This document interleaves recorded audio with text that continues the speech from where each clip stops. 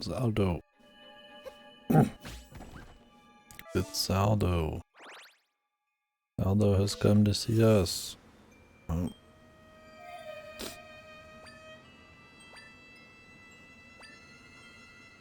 Great. Do I have to really drink shit?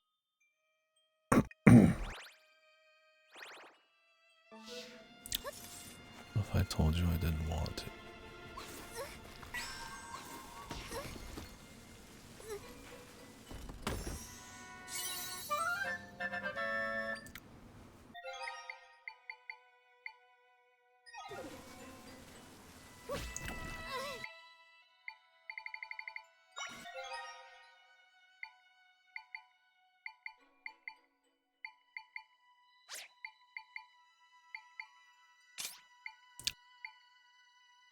What if I told you no?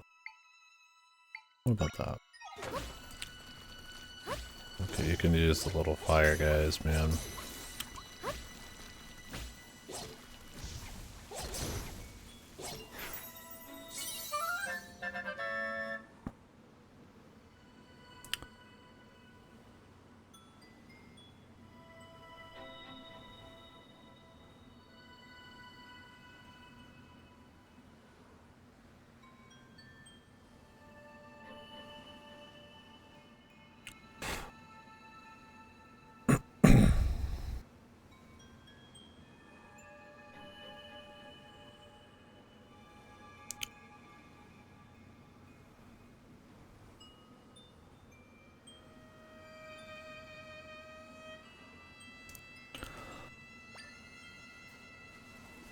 Lever.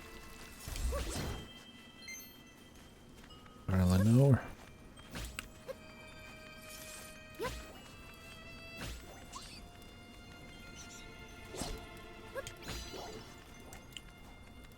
Kill. Jesus,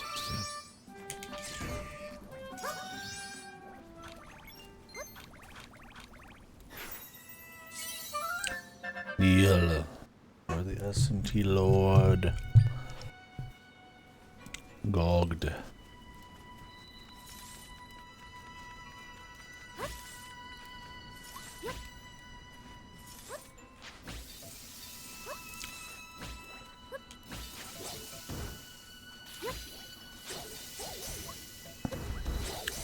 You got fucking gogged.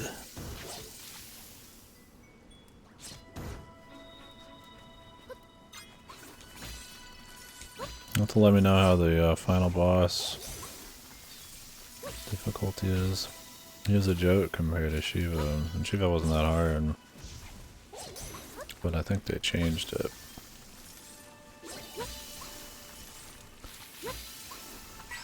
It'll be good.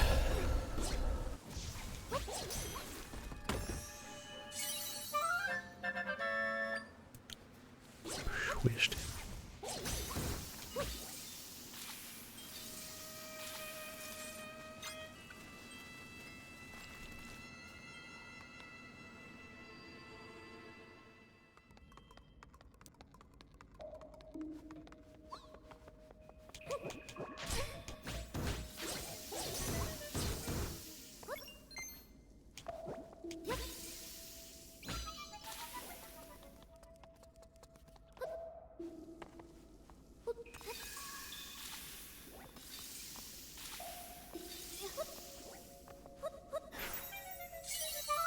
Shit. Can learn the ice block. Whoa.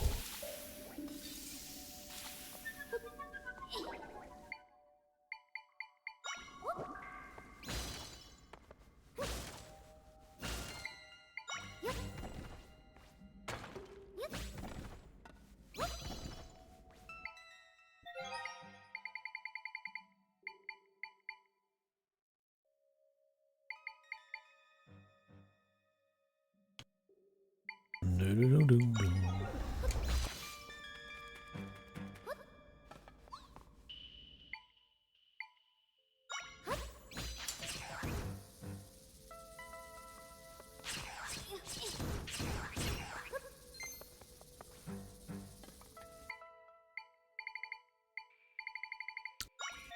Any like other fire sources? Not really, man. Guess we need to go to the fire zone.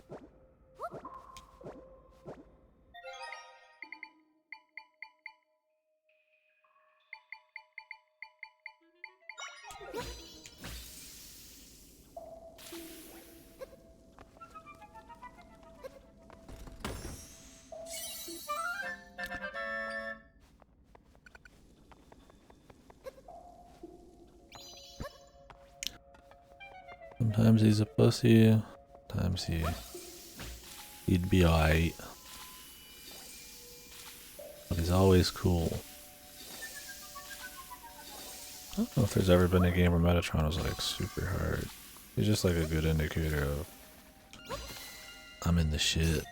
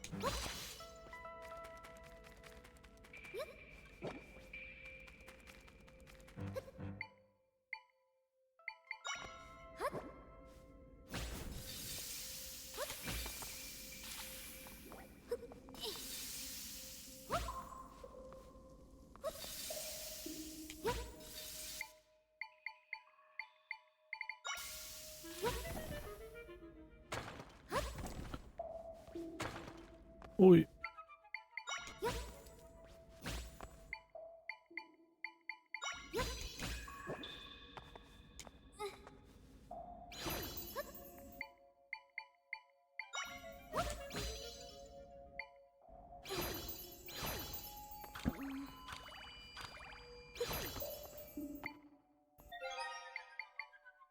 Ugh, so many climbing puzzles, man.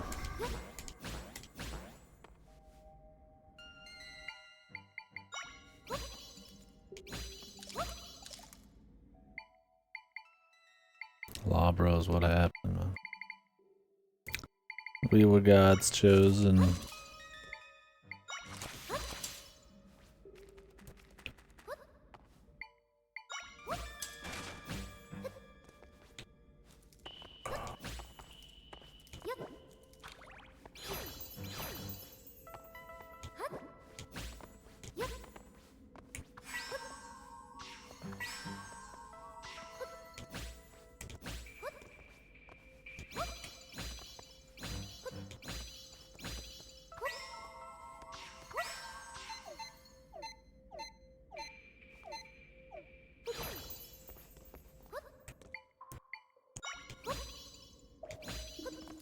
For fuck's sakes, man.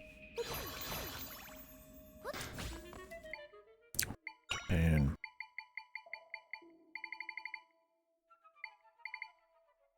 Fucking pain.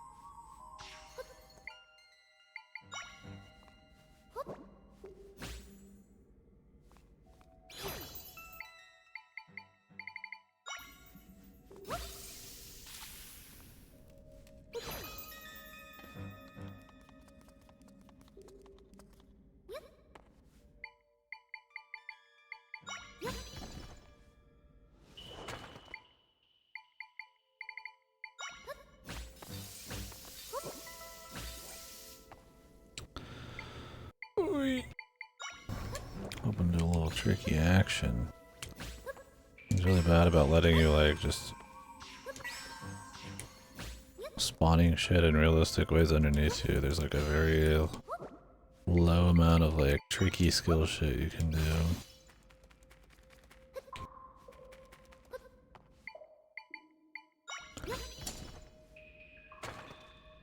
It looked like it would go right over it.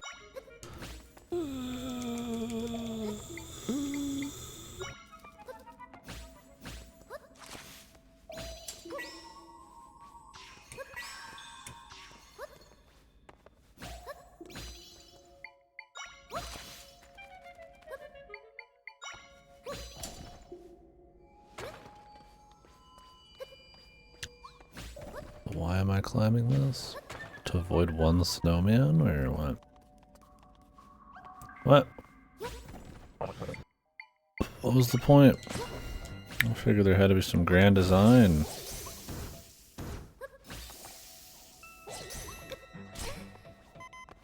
Dude, that guy just rolled into me and did like 8 hearts of damage. On difficulty mode. Time to go to bed.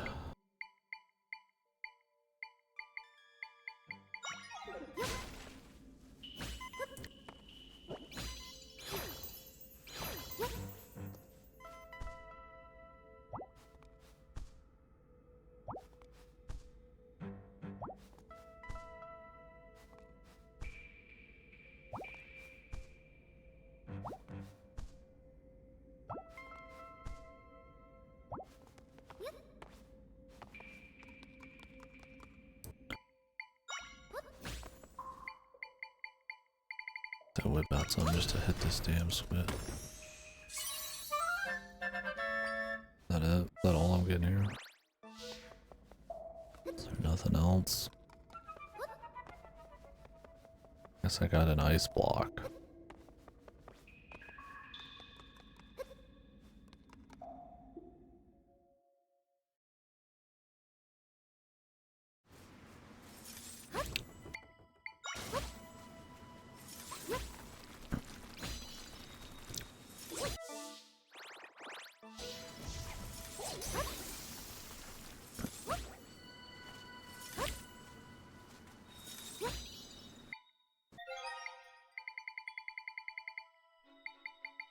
Lawman.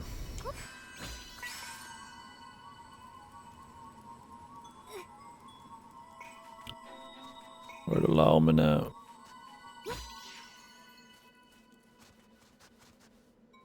I don't know if you can blow these up.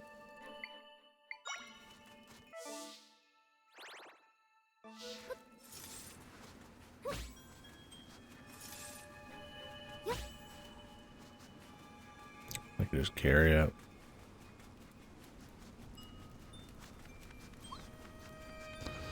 With me, my son.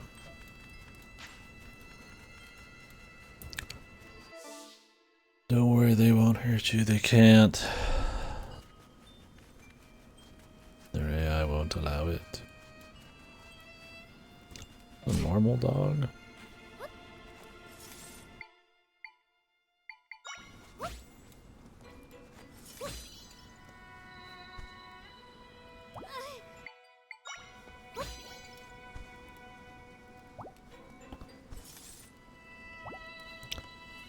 You'd be looking like a normal pooch. Let me leaf through 100 dudes here and see if I can find him.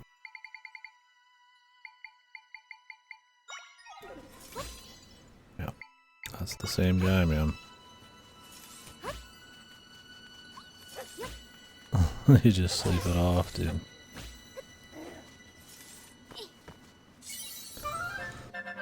That's how I do it, man. Preserve the heat with sleep.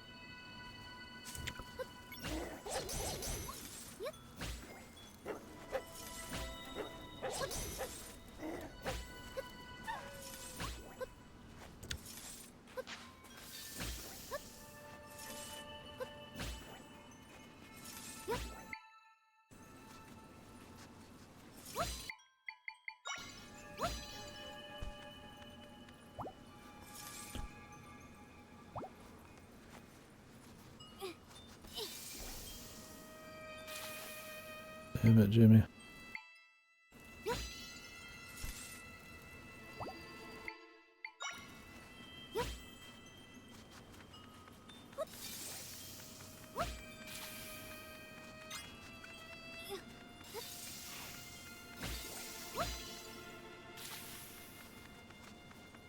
hate icicles in these games, man.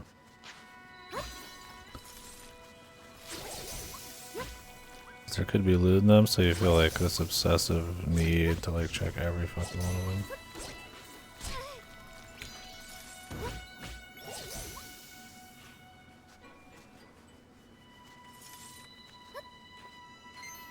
Is he dead?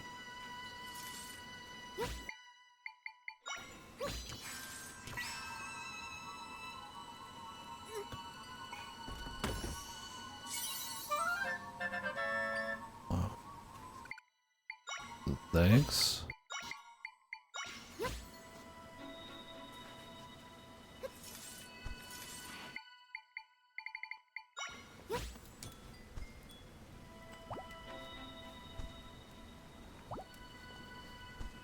Yeah. Be tall. Tall boy.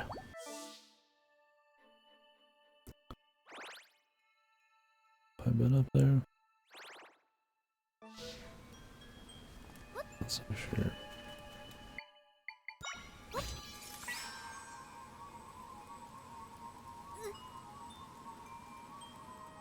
Will we find out?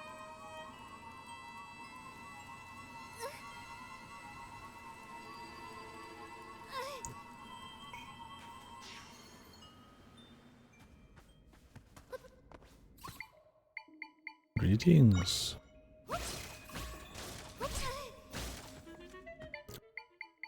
The jumper. Do some fucking killing, brother.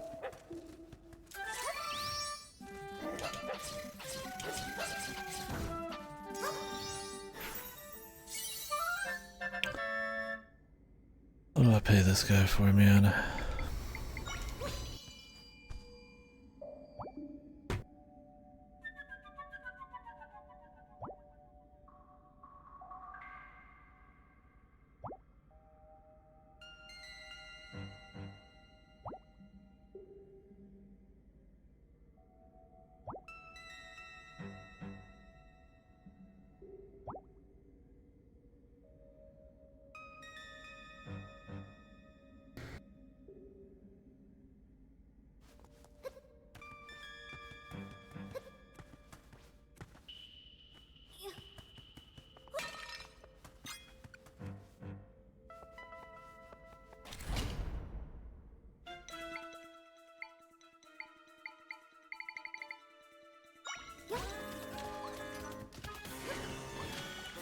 Killing Poe.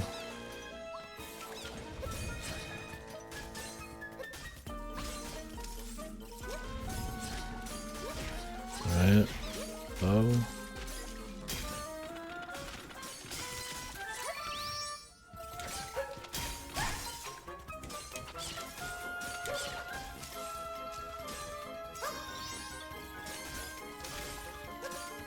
Poe.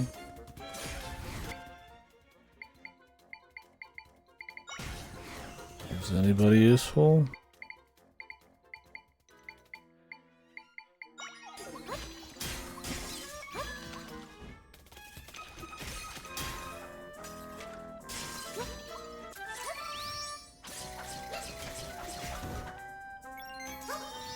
Boomerang man. Literal range fucking guy.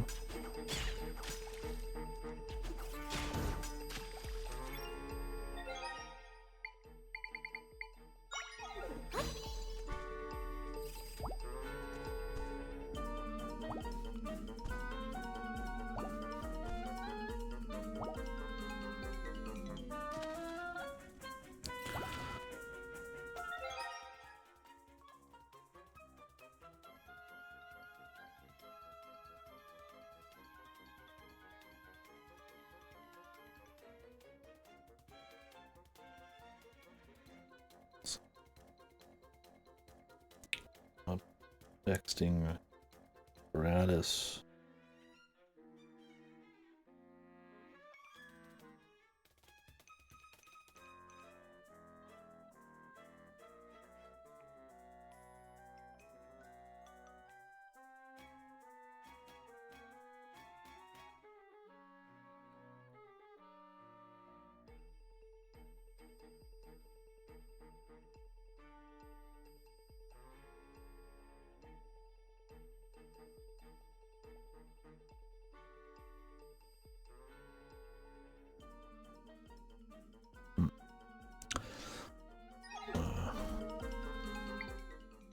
An odd there.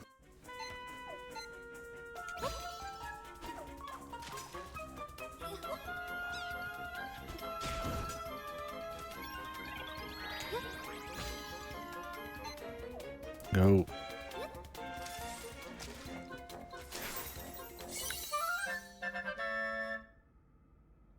Boomerang Billy.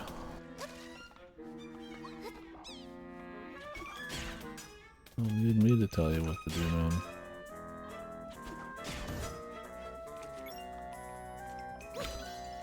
Your fight's a fucking struggle, man.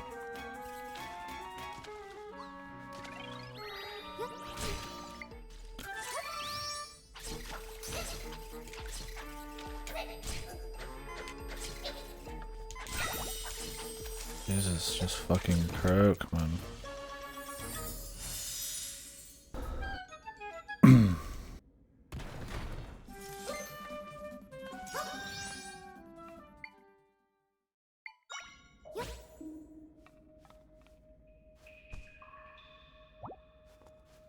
It's not a long dungeon.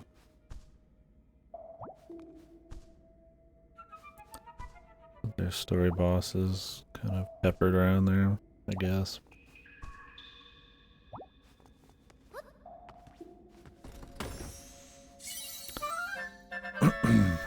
More than 5 songs. They're just kind of boring songs, even if there is more than 5.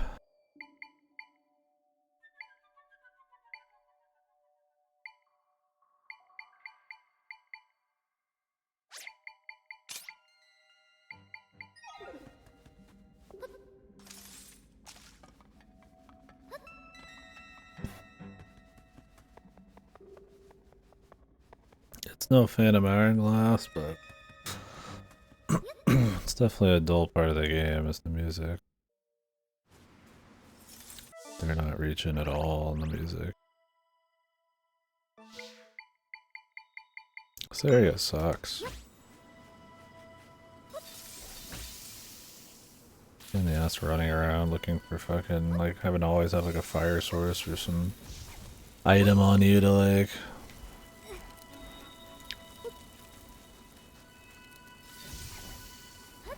Watch out for fire, or cold.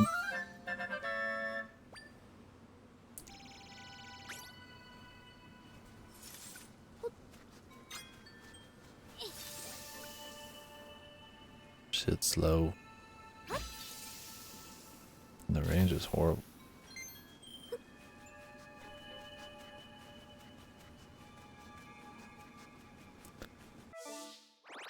Oh, that was this bit.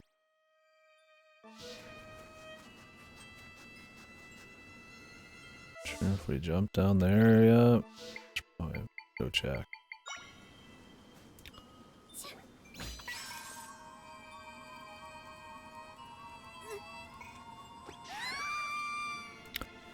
Did they not let me go down there?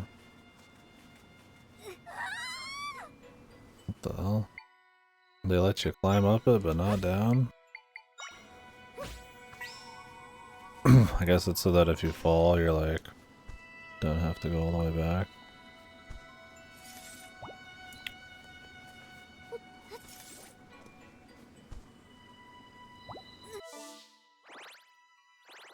It also means I'm trapped. We have to go higher.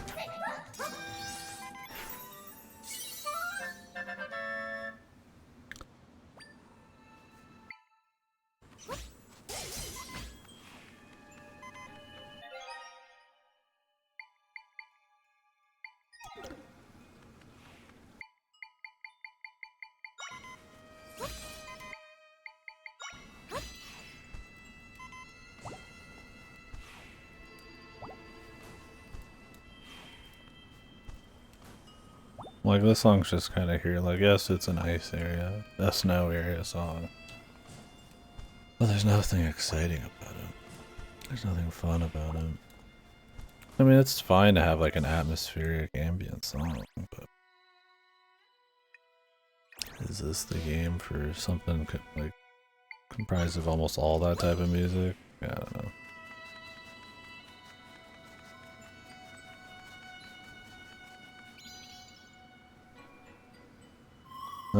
It had like, yeah, snow peak. I don't know if it had like a long ice area like this.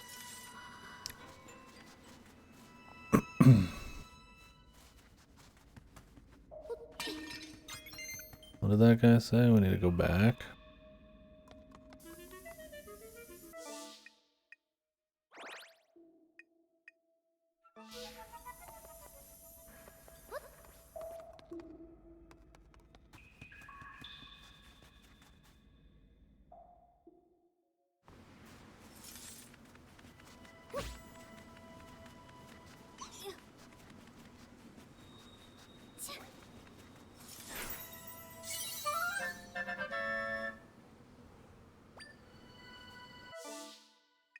We need to go into this, but I feel like this might actually just be a place to... I'm supposed to go.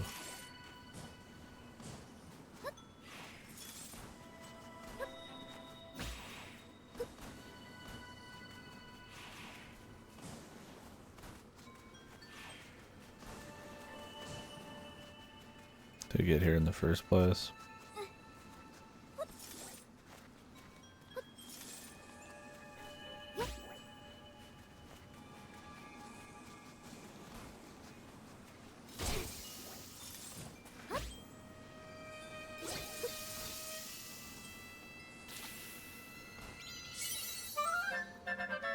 Definitely not one this extensive. There was ice shit though, for sure.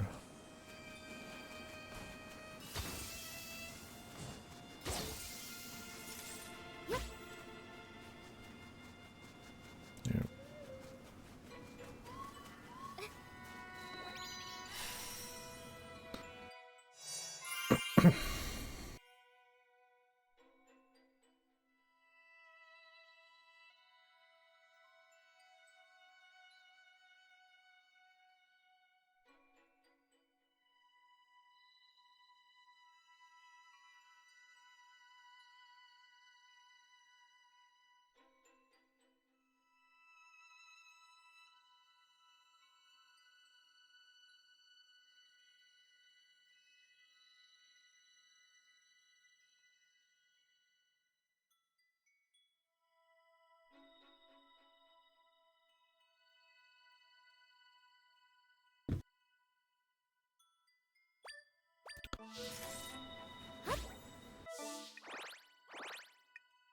But having to like protect yourself from the cold, that's just the Breath of the Wild, Tears of the Kingdom thing.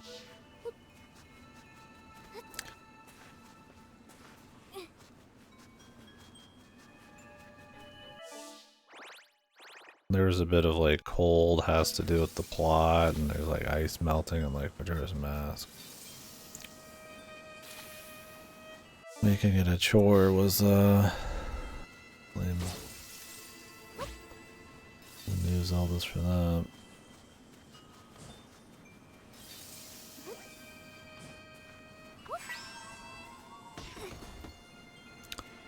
Quite chilled.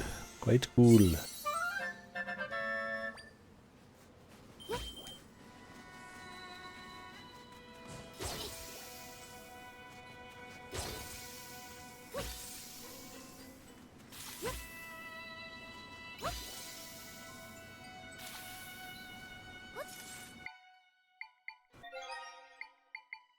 What is this?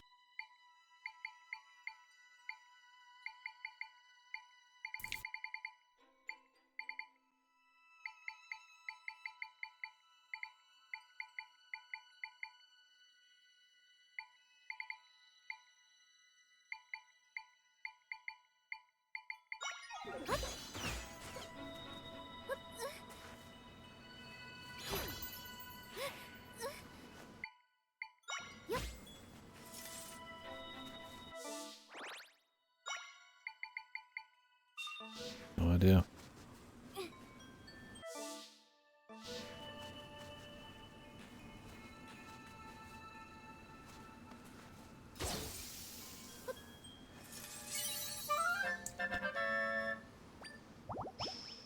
Nice.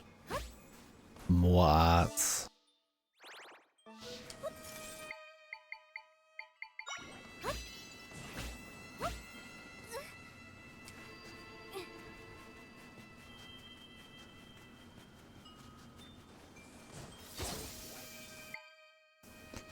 Nothing really over here.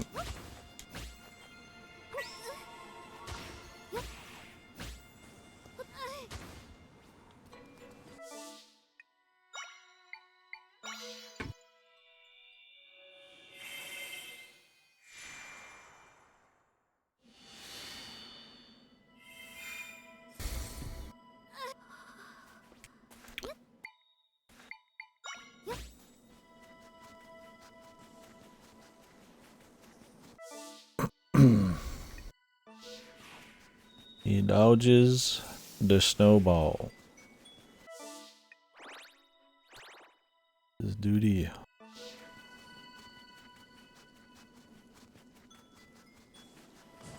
For 3 hours, he will dodge the snowball.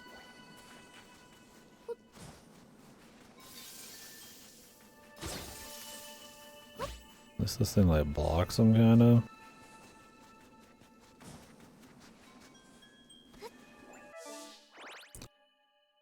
What's the stupid ass, like nothing here bullshit, man.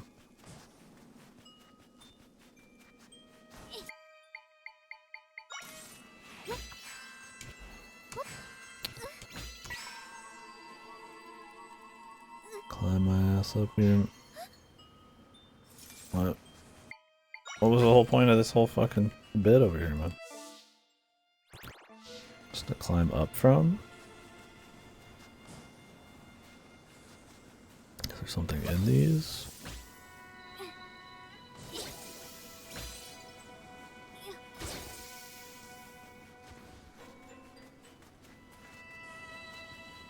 I've only done one dungeon, the Gerudo dungeon. Right now I'm having a lot of fun in Snowball Land. I finished a different game today, so I haven't done too much more.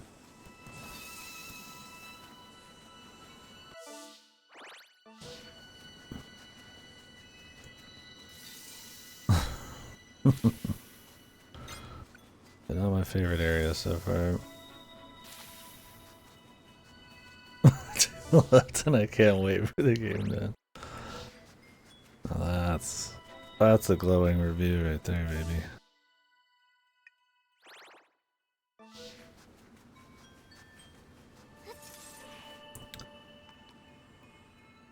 I guess I'm unlocking this area early or something, man. Oh, you can like summon the snowball. I think a big thing is like if the areas aren't really spicy, it's kind of just a pain if you need a lot of specific stuff to just get it all out and use it. Like it's easy answers with long menuing sequences. Or it's like, hey, you can use the fire guy to stay safe. But then you have to sit there and hold the fire guy and it's like, yeah, you could go get an item instead, but then it's like, well then I gotta leave and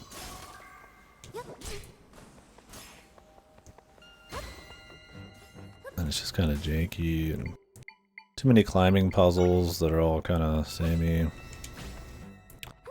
Like, oh boy, how am I gonna climb this fucking 2-foot gap this time? Like, well, probably about the same fucking way I did it the last 100 times.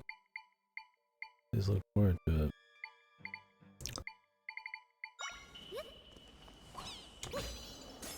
Get out of here, you dumb fuck.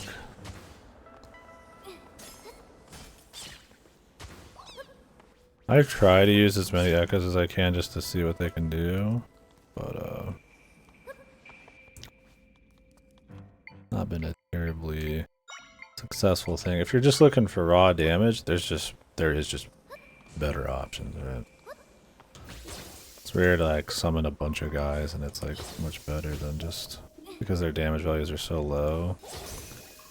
Than just summon like a big dude. There's like clever guys you could summon, like fire guys on the ice, you know, dudes, but there's only so many of those, and depending on the order you go in, even less. Like I'm sure if I went to the fire area, I'd get some fire dudes I could use in here and it'd be better, but to a certain point it doesn't even really matter. It's like, yeah, I could light the plant on fire, or I could just fucking be done with it and just AFK while this other dude kills him, or use the link for him.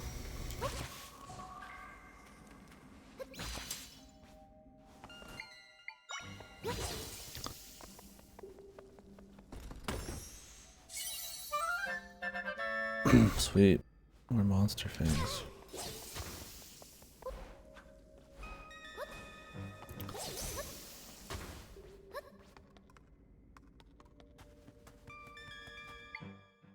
Who are these fine gentlemen?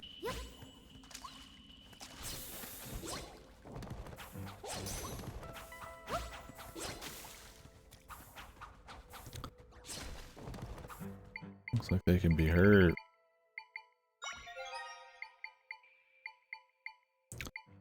Can they be beaten? Oh, looking through this whole menu is such a pain, man. It just gets worse the longer you play.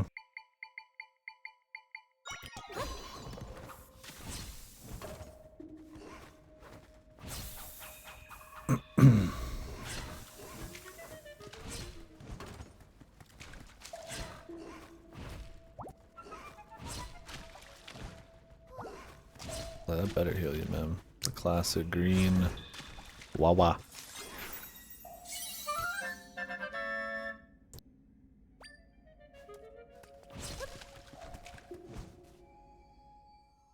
Yeah, you end up just wanting to avoid shit more than anything.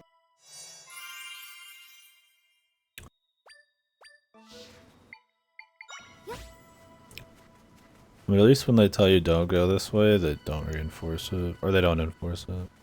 You just go, and then you waste your time, but... At least I'm here, right? Looking forward to when the random dungeon spawns here, I guess.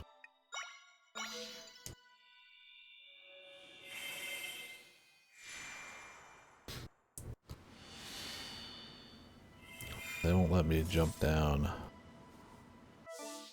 They let you climb up, but they don't let you jump down. Which sucks. Maybe you can like climb down if like you let him take it down.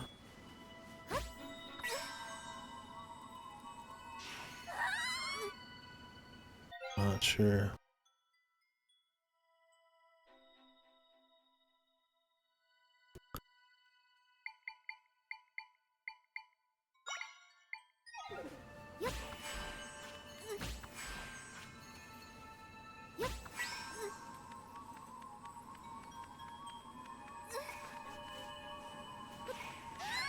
Okay, you can't let it fall down. I'll have to come back to this, or I guess I'll explore over here for fun. Yeah, it's kind of a...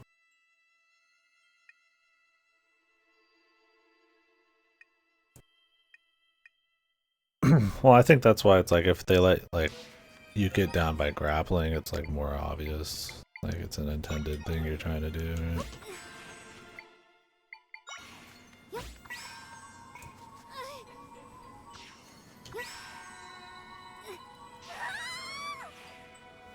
So then you don't run into the accidental problem. I'd rather just be free. You fall down a mountain in Breath of the Wild, you gotta climb it again, so... That's what the warps are for. You run the risk of jumping off the side, which you have to be pretty deliberate to do. Well, that's what happens. You get fucked. Today, Johns, you get fucked. Where's that line? Yeah, I mean, there's always going to be a complaint, but that's with anything. Somebody would complain, you have to press a button to fucking do something.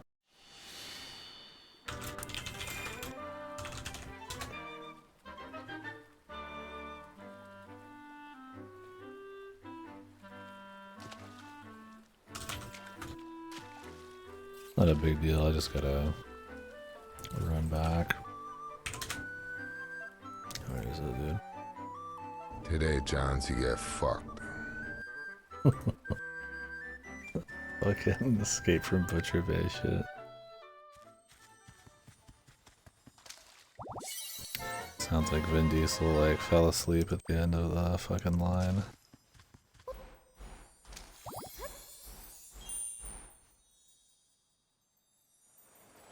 He's doing another Riddick movie, I think. Gotta wonder how that'll be. Yeah, it's like good and bad all at the same time. Like Escape from Butcher Bay's pretty neat, little like kind of immersive sim action game, and the movies are like fun cheese survival stuff, but also like galactic war shit. But they're like fucked, but then they're also like fun, quotable. I don't know. I enjoyed this series quite a bit back in the day. Who knows how I'd feel watching them again. I mean, we did watch Pitch Black not that long ago. And I played the games like in the last 5 years. So. Today, John, if fucked.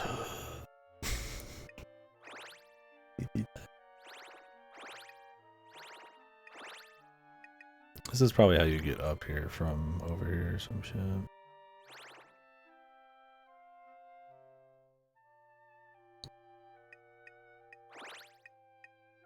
Yeah, it's like I enjoy Chronicles. Like I enjoy the second one for what it is, but like it's such a different thing, man. It's super whiplash.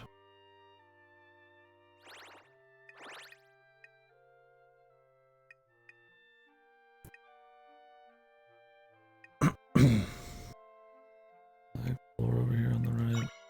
Not sure. I don't like when they do this. I wish the chunks were still outlined so you could like methodically run around. Alien turned into Firefly. Yeah.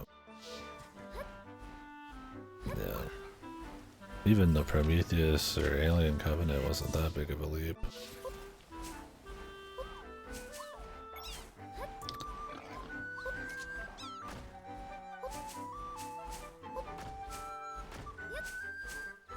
And then they bring it back to Pitch Black kind of way with the third one. And I don't know what they're gonna do in the fourth one.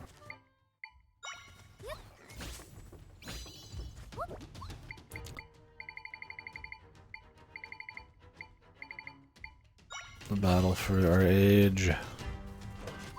It's more like Pitch Black.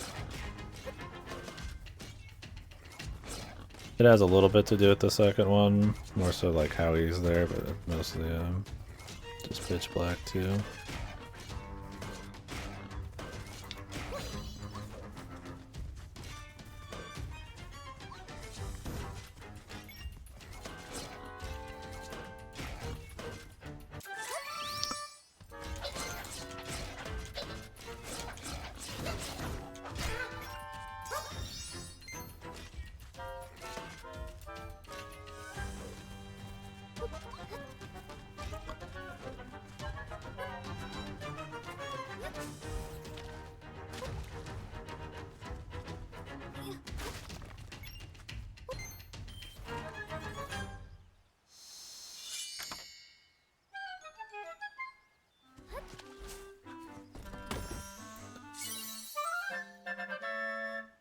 But what did they do? The called monster stones. I'll find out, and I expect to probably be disappointed. We'll see.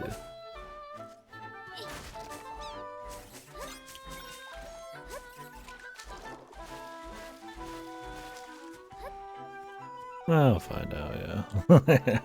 I could tell you. I will refuse.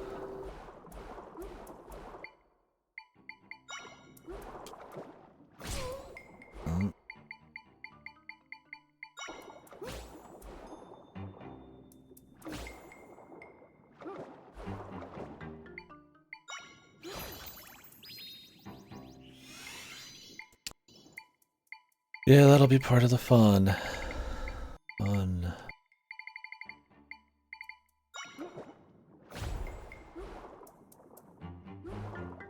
Really? It doesn't stop the flow, man? Fuck. I'm going up anyways.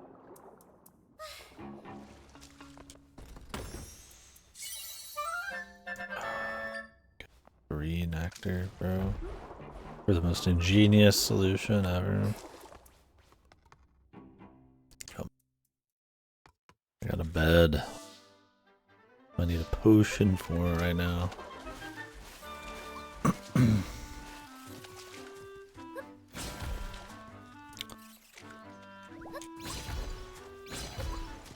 I really should just insta-kill these guys, man. They're like level 1 dudes, man.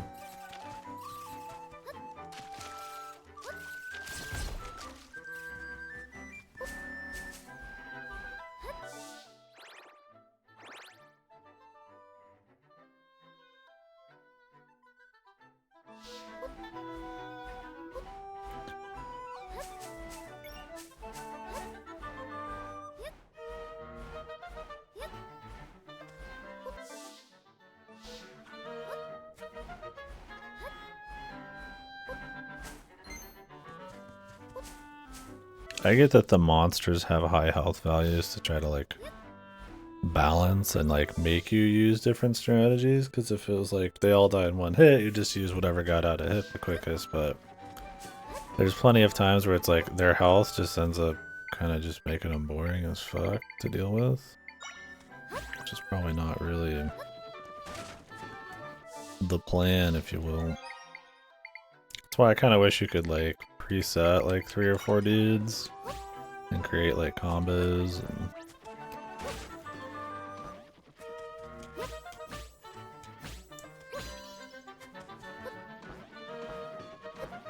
something like that.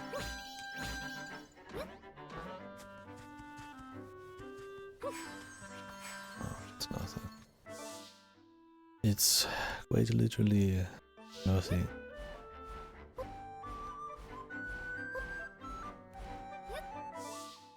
Oh, it's been discovered now. Now I have to just remember where I've been. Bastards.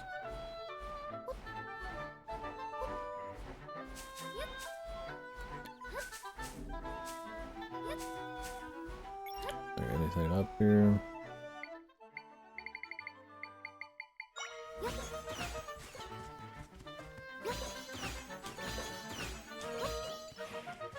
Okay.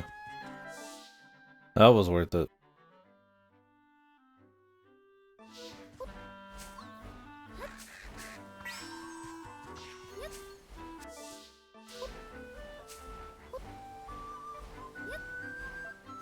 Here, I suppose they raised it next year, yeah.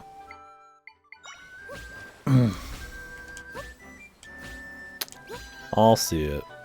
I'm a Riddick guy. For better or worse, man.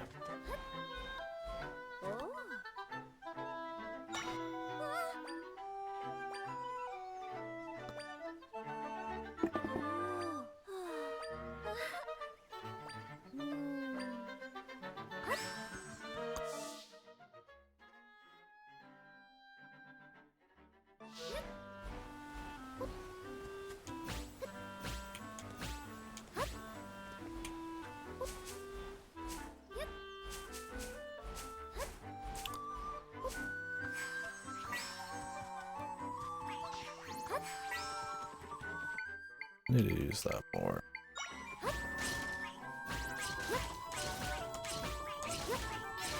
It's fun just watching him Pokeball it out. Well, not super fun, but fun enough where it's kind of cute. But man, just shutting him down like that. Powerful. I mean, not every dude probably can do it to him. But the guys who like run away, it's like better just to grab them.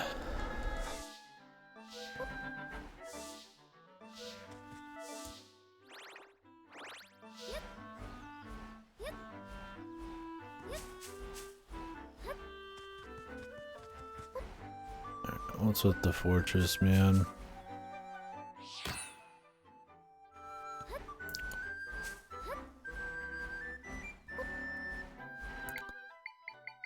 There's my dude. The king.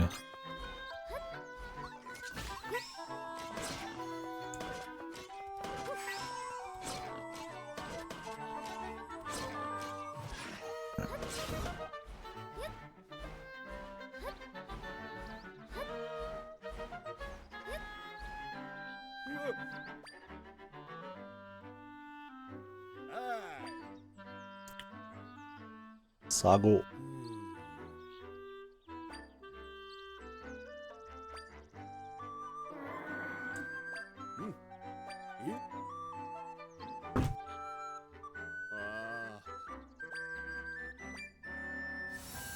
Okay. Going there in a minute.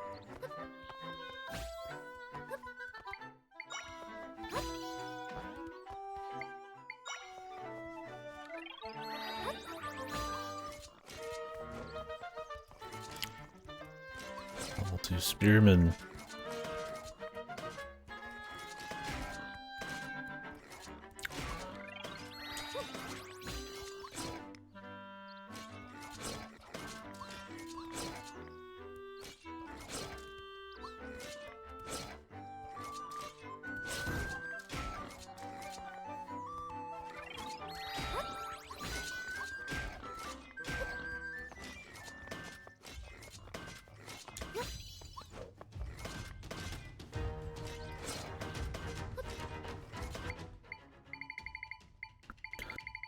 Time to whip him out.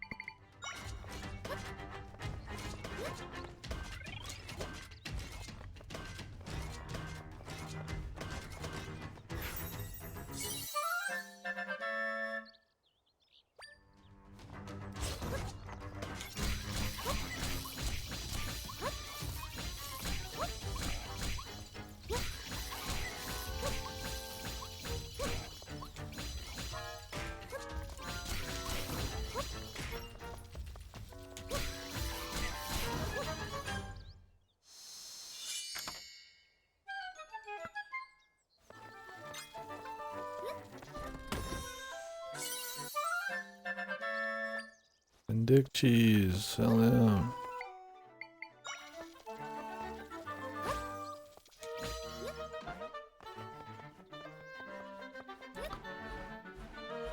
Alright, let's see what's in this fucking little temple-y bit here. Oh, and in 2 hours I'll probably be going to eat. 30, 40. We will continue late into the night for sure, but a little something right now.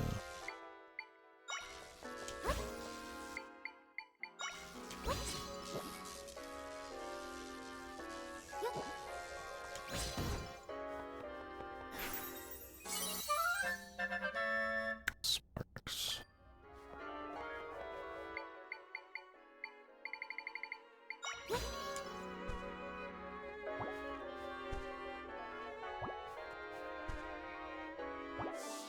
Like a dungeon, or it's got its own tunes.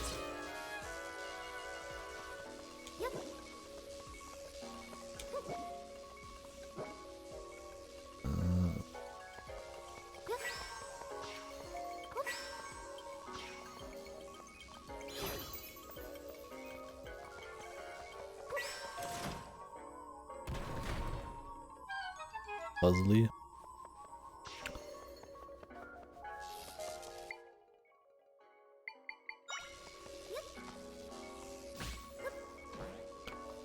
Now what if I just spawn my own?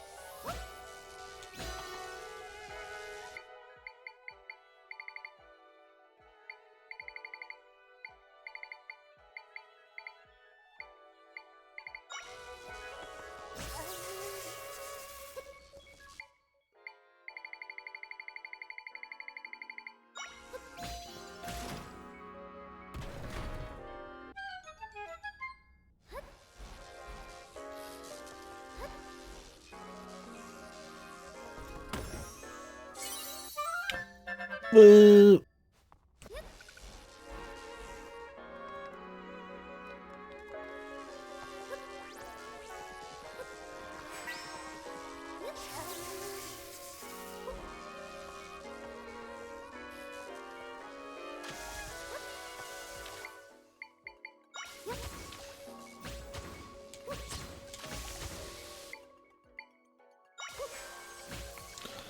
I choose you, Freezard. Freezard, what the hell just happened, man?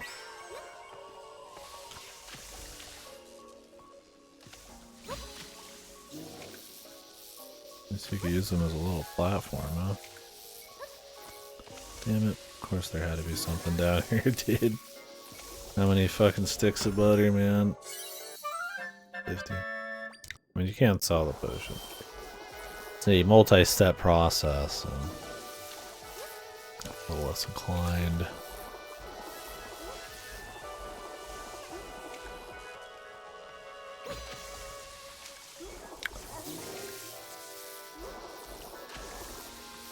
Whipping the bed out. It's better. It's better.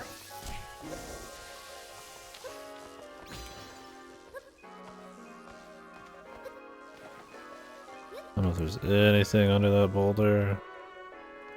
I really hope there wouldn't be anything, but...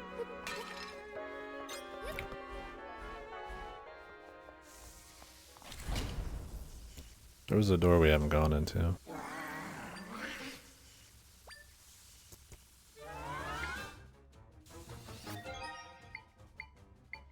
And Jigsaw, let's play. Let's play a game.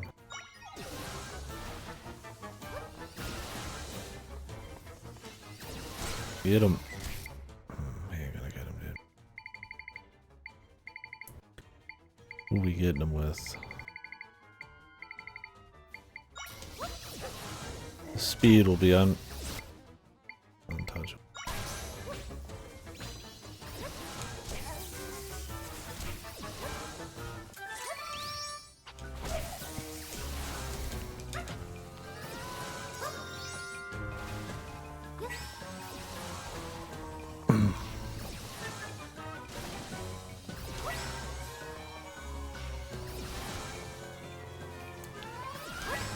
Happy within these halls.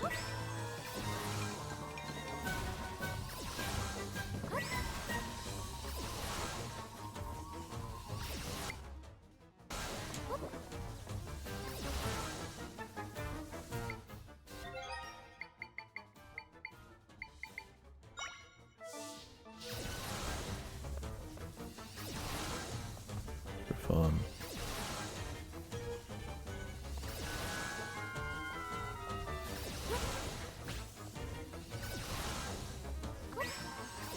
Tighten the noose.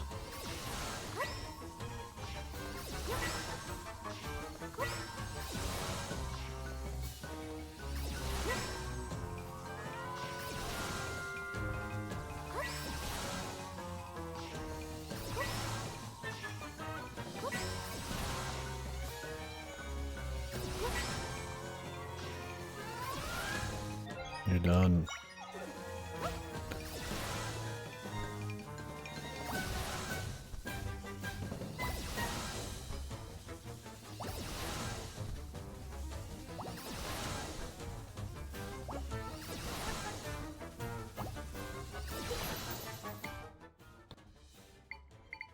Who could handle such a creature at 2 cost?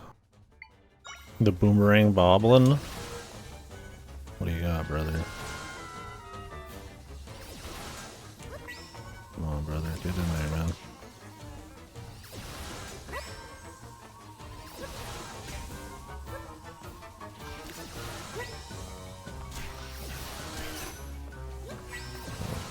You're just horrible.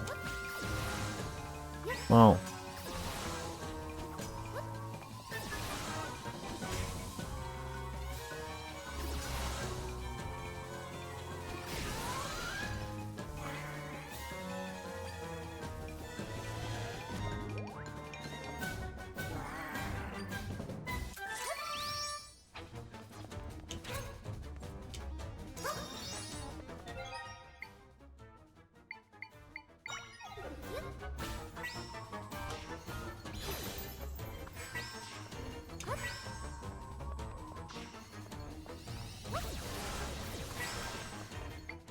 What do you want, man? What are you asking of me?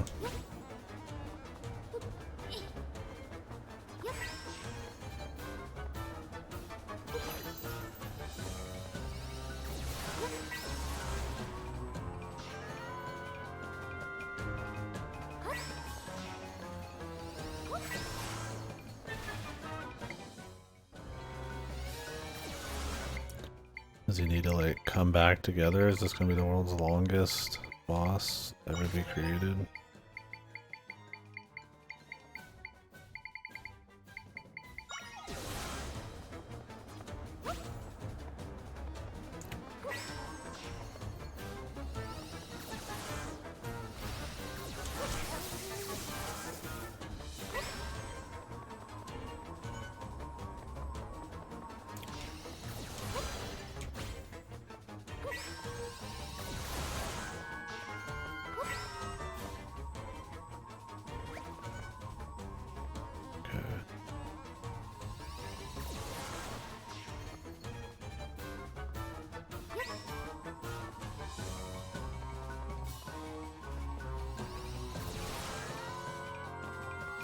Just push it around.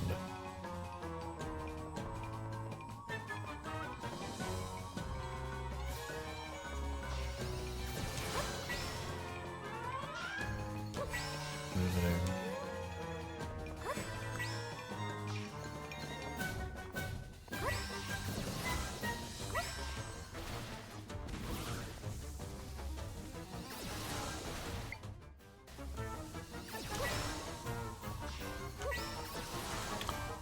Come on down, sir. Oh, you're too fat. You can probably just shoot him. And I'll use the bow.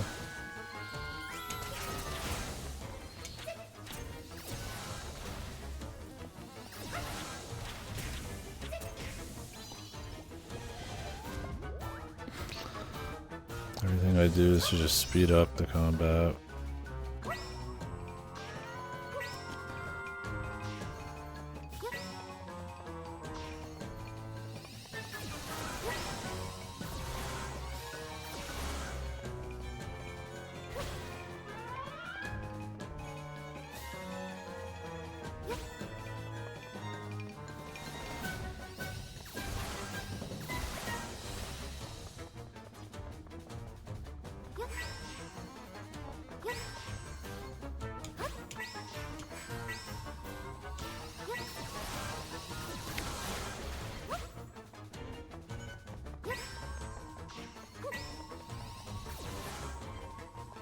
Be gone, devil. Back.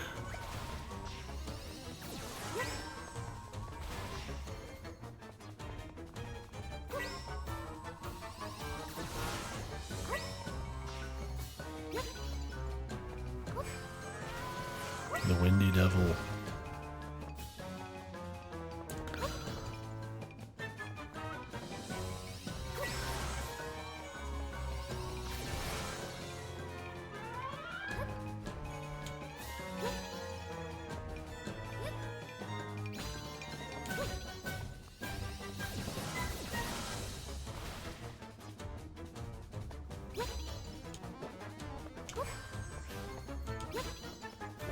Back.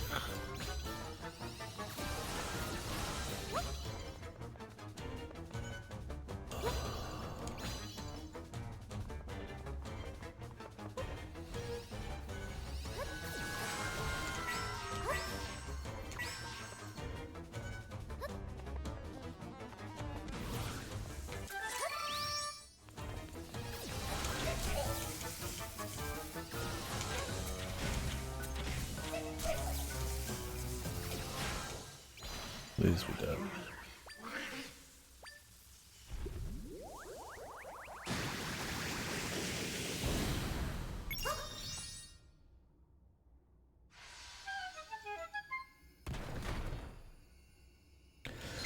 Well, that was fucking boring.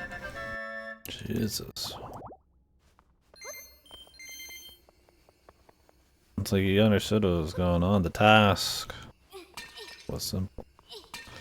Fooling around and moving shit around was long, laborious, pain in the ass. If I could spawn something and just place it anywhere, it'd be one thing, but I'm like trying to like guess where it's gonna be and moving around and turning them around. I'm just like, it's like way longer than it needs to be.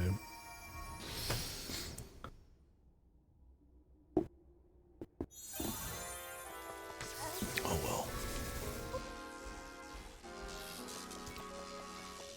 There's like a door over here.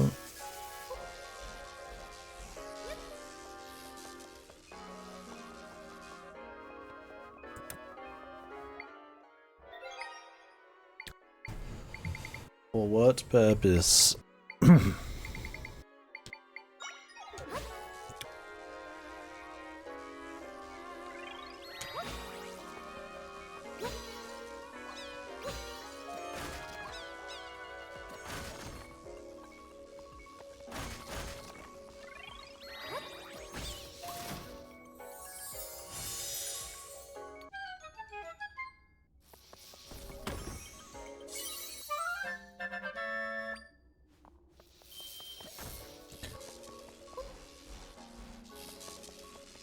Hopefully when he said we'll meet again, he was lying.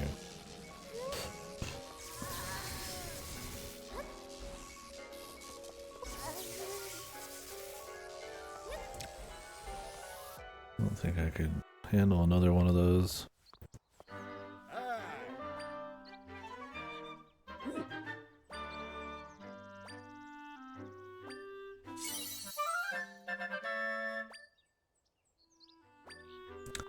Take less damage. Wonder how much.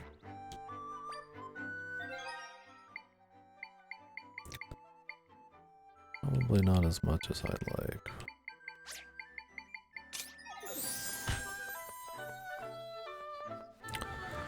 You wanna play a game?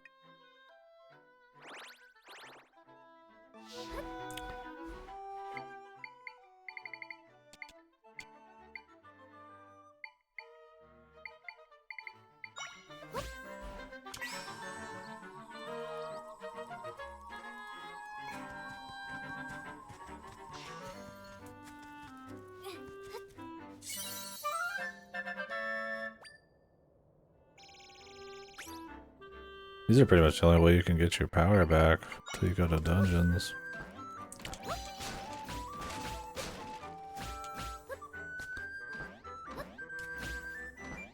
Other than potions.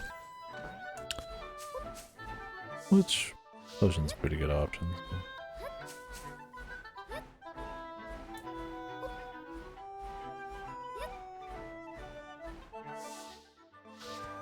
I like that you can get up on like the boundaries, but man, if it doesn't amount to barely anything. It's more of like a novelty and a way to like get to areas kind of early. But the thing is, like, this game has less freedom of objective than I would say like A Link Between Worlds, because you have to do these first two before you can do the others, right? Like maybe it like fully opens at some point, but I can go to places and I can get stuff early, but they're just empty. If you want to do anything major. And I mean, hey, maybe it's because there's upgrades and they want to implement those. That's fine. Link Between Worlds got past that with the rental system, but maybe this has something more heavy they want to introduce. Beyond just these, right? I would think the bow and arrow is probably not it. Yeah, I figured if they were going for the Breath of the Wild thing, it would just be like ultra open. And it's open in the sense that you could just technically go anywhere, and you could do it in very untraditional ways. You don't really have the option to just like do anything. You just get to come to an area early, grab the fast travel, maybe a couple items, and then come back later. Which isn't bad, but yeah, I definitely think it's one of the things they could have probably.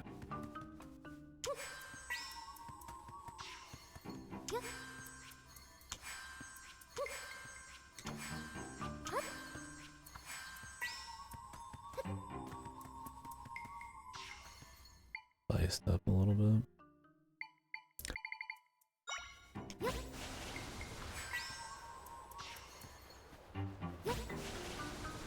Because that feels like it's one of the things that this game could excel at. Is what they're kind of like, I feel like their goal is that freedom, but...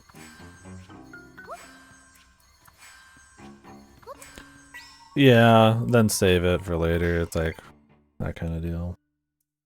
I can understand that.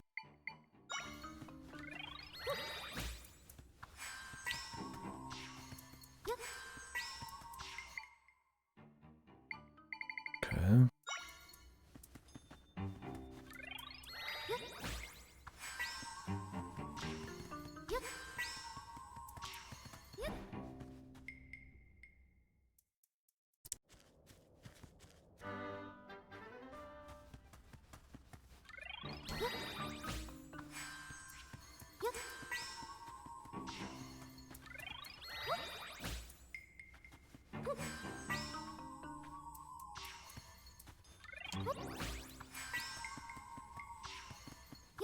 Really, we could move these with the other one.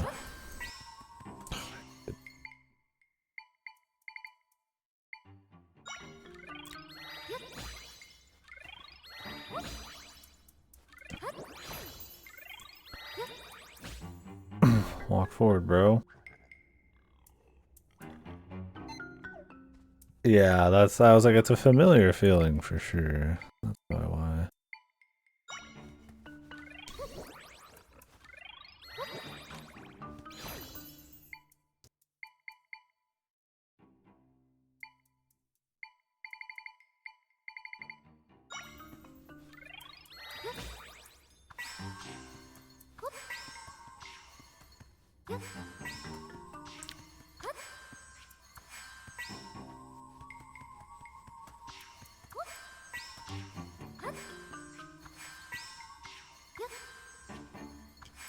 Oh, the side quests don't even spawn? Nice shit. Yeah, that's kind of bad.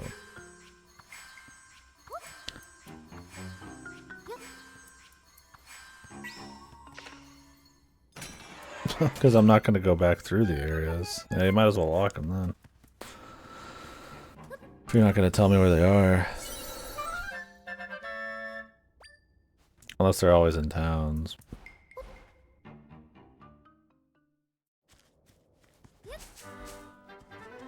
I mean, I've seen some that aren't in town.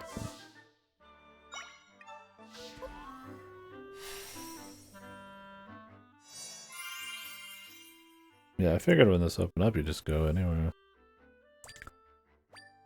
It's like, I might as well go do story shit first. Otherwise, I'm gonna end up actually missing shit because I'm trying to explore early.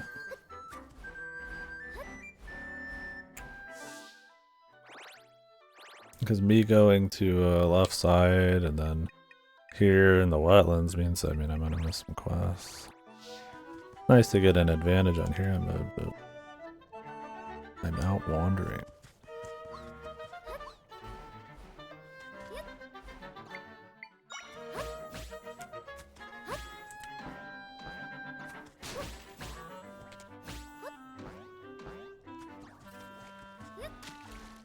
Yeah, funny how they're going for freedom and then they make choices that kind of incentivize, like, rails. Nothing wrong with, like, a rail adventure game. 3D Zeldas tend to be, like, semi or on rails. I mean, maybe they let you do side stuff, really, but I feel like until Breath of the Wild knows they're not really pushing freedom as much as the 2D ones. I mean, there's freedom, but like it's freedom to do side shit. Maybe a couple dungeons out of order usually. Very weird to go for like a Breath of the Wild style and then just not.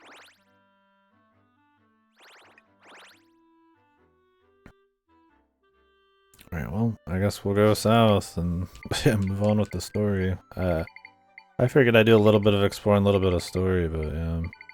I mean, you get a few things from it, but... I mean, hell, I'd like to have more levels on my, to be able to summon better shit, too, before I explore everything. That's another little annoyance, is,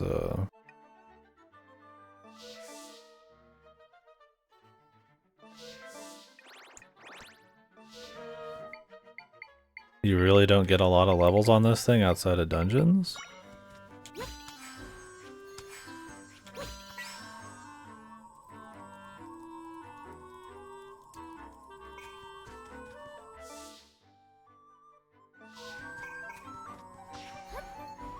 kind of, if you do want to summon like cool stuff you found, you kind of need to just like knock out dungeons. Which I mean, you know, in normals, although you get the key items and stuff, so it's not that different. But once again, I mean the freedom thing.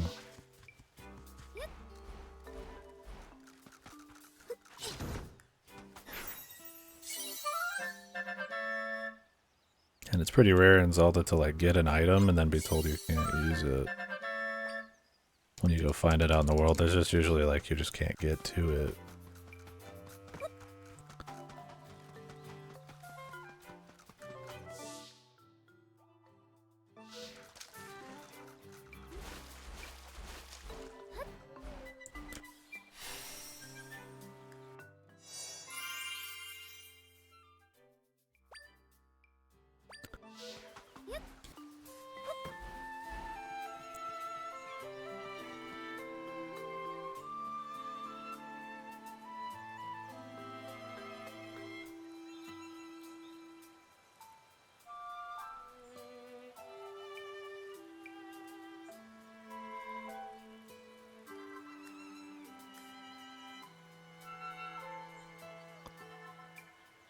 Yeah, maybe. Or they're trying too hard to like mesh the two things together and then it ends up being like odd.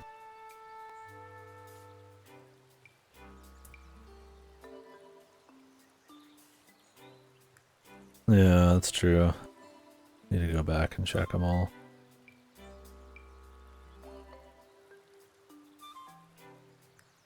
Hell, I should probably go back and check the Gerdo Desert area. You warp me straight out of there.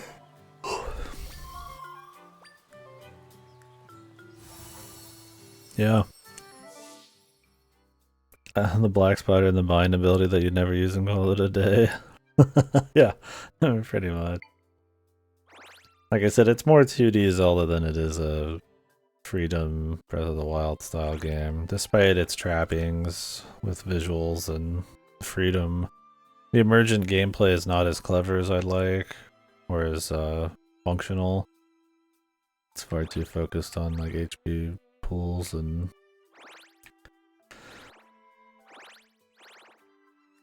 situations that aren't terribly clever. And jumping high, crossing gaps for like 90% of its shit than it is anything spicy.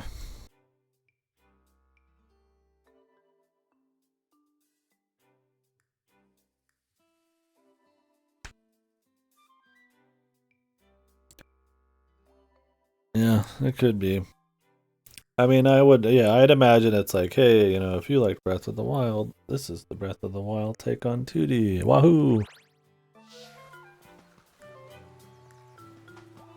And it's on a budget.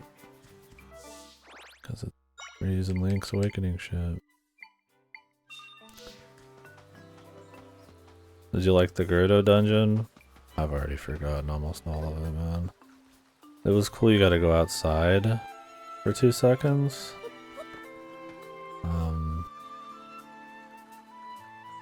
Otherwise I just broke it with tiles every time they try to do something. The boss, I guess, was fine.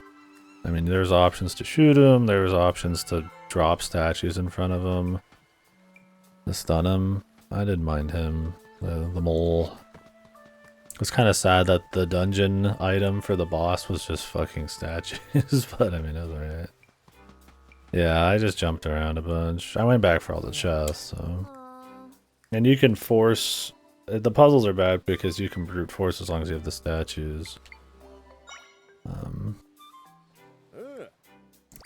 The riddle... I mean, not that it's hard anyways, but...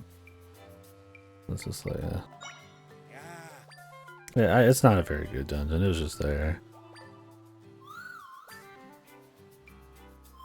I mean, it's cool as like a sand dungeon, but it was kind of boring as far as music and theming and stuff went. That's pretty standard shit.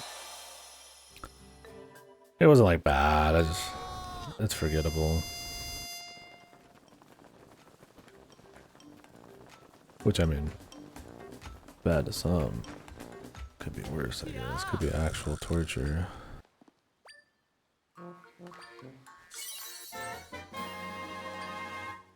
Nice.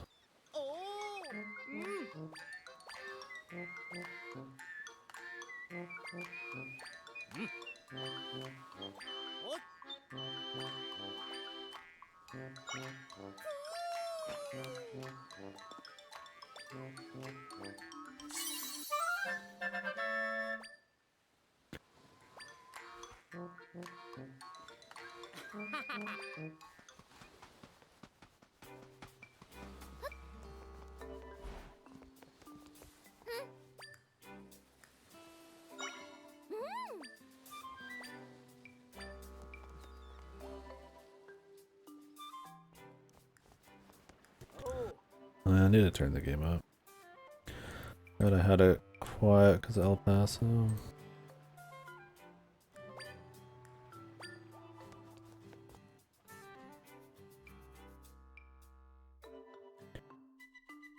Yeah. I mean, in general, you're gonna get most of your rewards in a Zelda game from doing the dungeons. It's like, it's not too off. I'm just rushing the story, but I wish there was more freedom to do so. Instead of like, oh, well, I'm not gonna be able to summon anything interesting. I don't even get the side quest. I might get to do a couple caves, but, you know, whatever. Like, if they want it on rails, it's fine, but yeah, it's just like pseudo faux freedom that's kind of more lame than anything. Grilled fish. Yeah.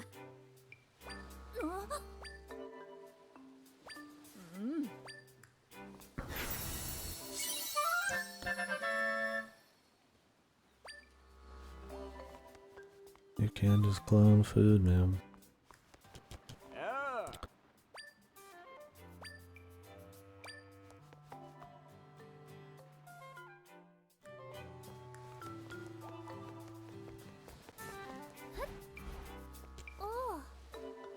Comfy little village. Most of them have them. Different flavors of potion. That's all you got, motherfucker.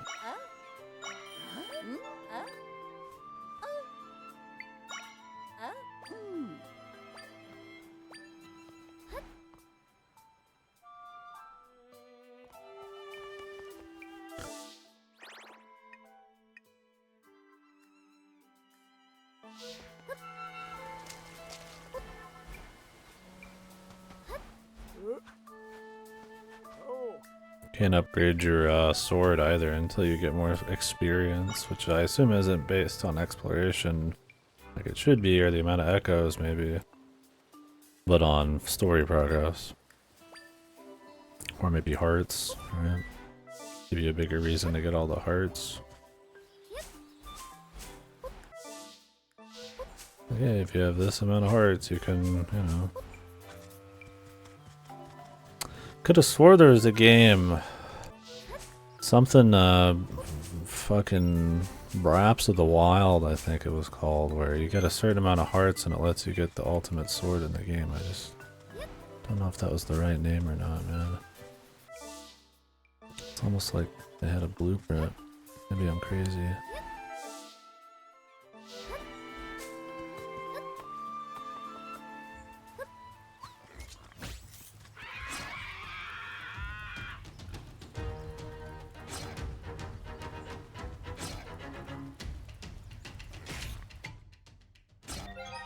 We'll try somebody new. Here's a Gibdo, level 2. This'll be good.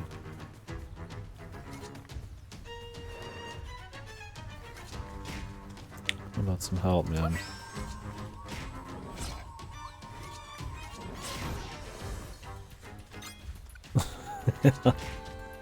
I mean, that's my thing, is like, why use the Gibdo at this point? Like, maybe it does a lot of damage.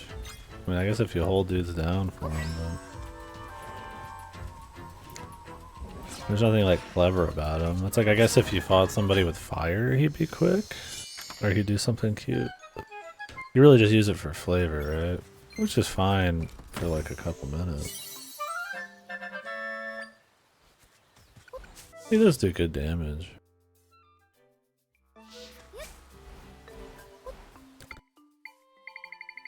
Is it worth running through these menus? Why is there not a snap back to the beginning option? I guess there is, you just have to press Y 5 times to reset most used.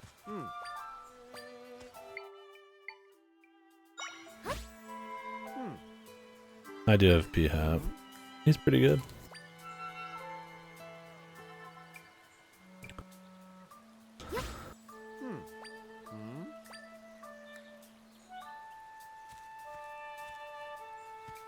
They literally want me to bring his mother's all the way up here.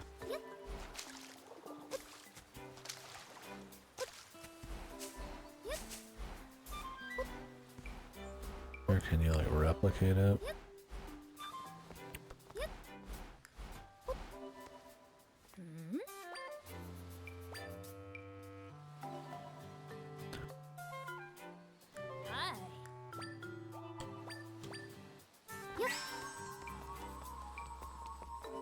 I like how they make you think you're doing something clever and then they tell you no, go do the boring thing.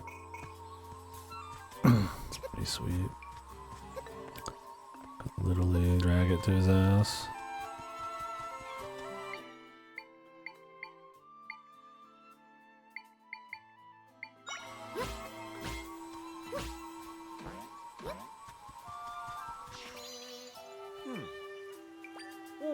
I mean, I want it to be refreshing and mix it up. That's why, I mean, I respect this on that front a bit, but it's just the execution's kind of shoddy, and at the end of the day, it's like you can do as many fresh things as you want, but if it's not going to be like compelling, then or if the other issues drag it down too much, like Tears of the Kingdom, then it's like, well, it's just going to solely a good idea, right?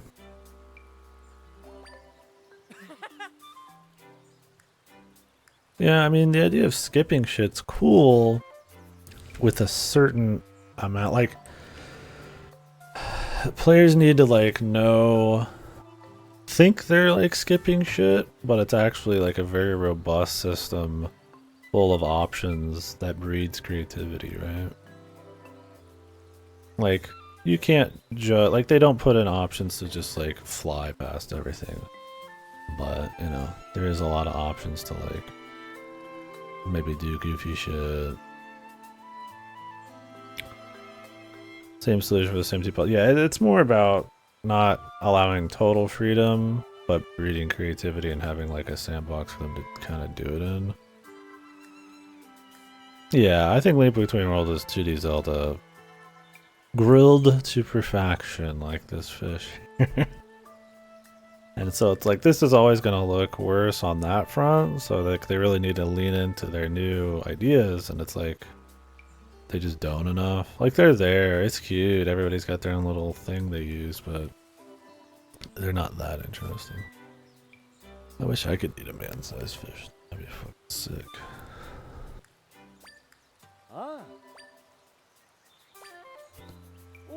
Live in a world where you're just hanging out in the village and you get fish like this every day.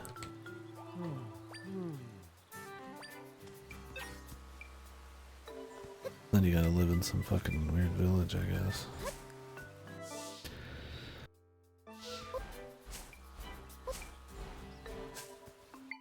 I don't know. I mean, it's one of those things like, oh, maybe it's like you're asking too much of it kind of thing, right? Like, ooh, you know, what it needs to be this perfectly awesome, clever, you know, but not too free, but not too free, you know, kind of game. And it's like,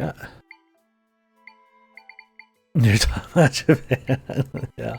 Look, dude, I didn't see fish this big when I was out there. Not for cheap.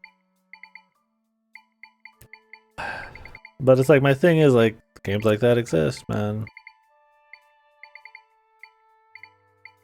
I mean, maybe they want like a certain level of accessibility. It was like with Tears of the Kingdom, everybody's like, they're coming buckets to the cars and shit. I'm like, dude, like, There's games like this out in droves, man. It's just how simple it is and applicable it is. But then they limit what you can even do anyway, so it's kind of a null point.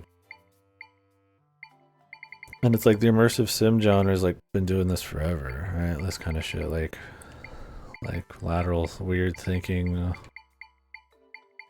like emergent worlds with rails, but not, you know, too much. Just very finely crafted, and it's like, you know, having it be more open and the entirety of the world's more ballsy for sure, but and I feel like Breath of the Wild and stuff does that pretty well for the most part. I mean, they've got their pitfalls, but this just doesn't quite hit that. Like, I mean, it's trying. It's like I have fun with it. It's neat, but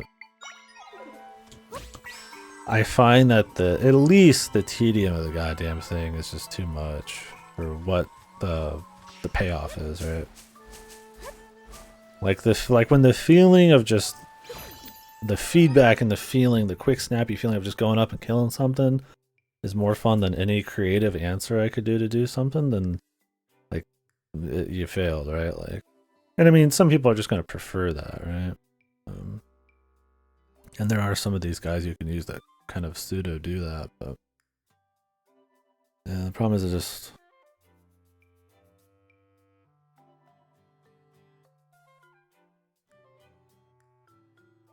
eat an entire tuna by himself. Ah, man, something more like a flaky white kind of meat type of one. I mean, I would definitely just put my face on tuna and just bite in if it's cooked. It'd be interesting. I've never had like a mouthful of like fucking whole ass tuna. Now I'm getting hungry. I'm gonna be eating a burger in like an hour. That'll be pretty hype. Design a game drum people play for 2 to 5 hours and drop it. I don't think that's the case. I mean, no, I don't think many people. I mean, maybe incidentally, some games are designed that way if they start at the beginning and then, you know, they do the rest at the end, and they assume most people, because most people do drop games within like the first half. You know, pretty rare actually for people to finish. On average.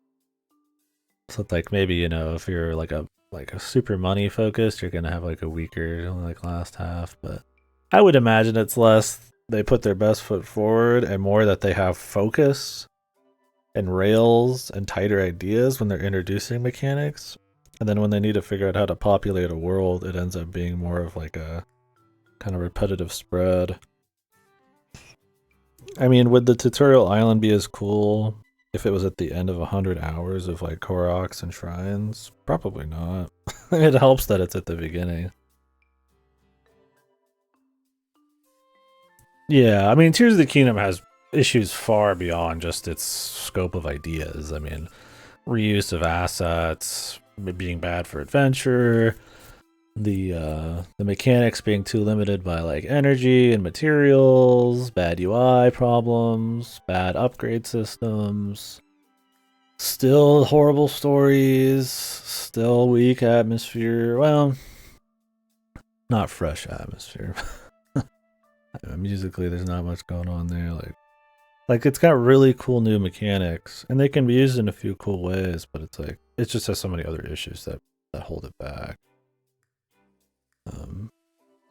The feeling of freshness and adventure and all the emergent gameplay was so cool in the first one that you loved it despite, you know, similar issues like story and dungeons and all that, but at least they like tried to kind of do something cool with the dungeons. But yeah, it's like, so that's its own bag of worms, but in terms of how it like at least approaches emergent gameplay and shit, it's more admirable than this. Yeah, that's the thing, Adri, is like you know what you're gonna find almost every time, or what flavor of what you're gonna find every time. Like I might not know exactly what that shrine's gonna be, but I know the formula.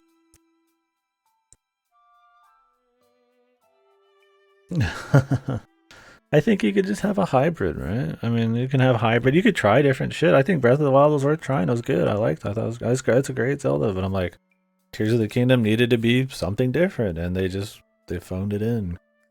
This one, it's like it tries to do a little bit of everything and it becomes the master of none. And I'd rather have a focused, tight, cohesive experience than just a wishy-washy, forgettable game, right? There's too much out there. Yeah, I mean, technically, if they reuse the map, but they put like major locations and more puzzly stuff and discovery and um, you know, the underground and the above ground was a bit more fleshed out and all that kind of stuff, then okay. But I mean, they didn't do that either.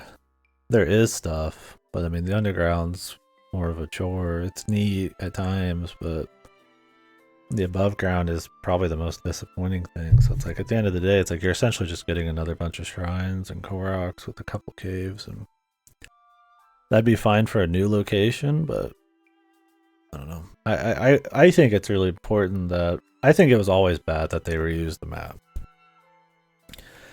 The feeling of adventure, what's over the next hill? Where is that going to be? What could be there? When you already know the map, it's all relying on content. It turns into a fucking Ubisoft open world. That's like a Western AAA. I don't want to just do content. I want the journey. I want the feeling of it to be interesting, adventurous. Like I don't want to just like go down a fucking checklist of like stuff. And that's what Tears of the Kingdom ends up feeling like because it's missing that like spirit.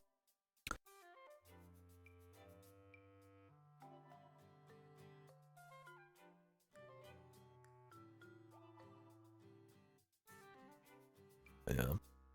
Like on its own merits, Tears of the Kingdom, like if it just was in a vacuum, is pretty good. But if I put it on a tier list, it's gonna be pretty fucking low. It's a very disappointing sequel,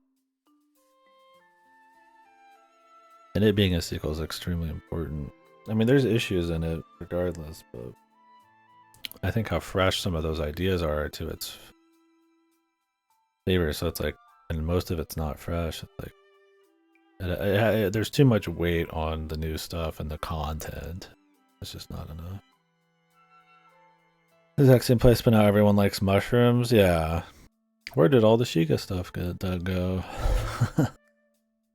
I mean, I think this is a cute mix of like everything, but the problem is like, I don't know. I don't think Grezzo was up to the task, man. Like, it's fun. It's still good. Like, I like it enough. Like, I mean, I don't love it. We'll see if I hate it more by the end. I mean, I have a little less patience for it today, but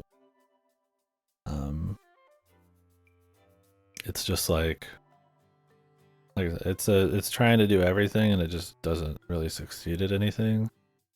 Like the dungeons I've done so far, they're forgettable. They're pretty whatever, par for the course on most 2D Zeldas where they're kind of mostly forgettable dungeons. But they're also probably too easy. You know, the UI is so annoying you don't even want to experiment. There's not really that much experimentation to be had. It's a slow game. And not in like a fun, interesting way. You're just kind of waiting around for shit to get killed. And it's like you could try to speed it up, but it just feels like you're playing a goofier version of like a normal 2D one. I don't know. We'll see. Yeah, I feel like if they do another they do another Breath of the Wild style Zelda, a tighter map with more stuff like the climb up to the Wind Dungeon, shit like that. More just to find in places. More to discover, more to like think about. Like I don't need it to be like La Milana, but like, some real shit to find, something interesting. Like a mix of like objectives and stuff. Yeah, I mean you could do that too. Make a semi-linear one again. I don't know. I mean, I feel like honestly, Tears of the Kingdom kind of sullied the Breath of the Wild. Like when Breath of the Wild came out, everybody was pretty popping about it. I try not to forget that Breath of the Wild, everybody considered really awesome. I liked it a lot. I feel like Tears of the Kingdom kind of hurts it and makes people think less of it. Um, And maybe it's because, you know, the cracks are more obviously shown. But, yeah, I don't know. I think if they'd put a better foot forward. They're cowards and will never do that. They should. You could do it with the Spirit Temple in Tears of the Kingdom, and it was the most special moment in the game for me.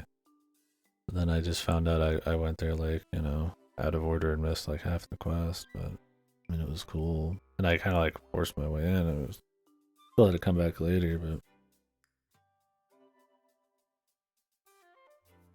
Marked on the map for babies.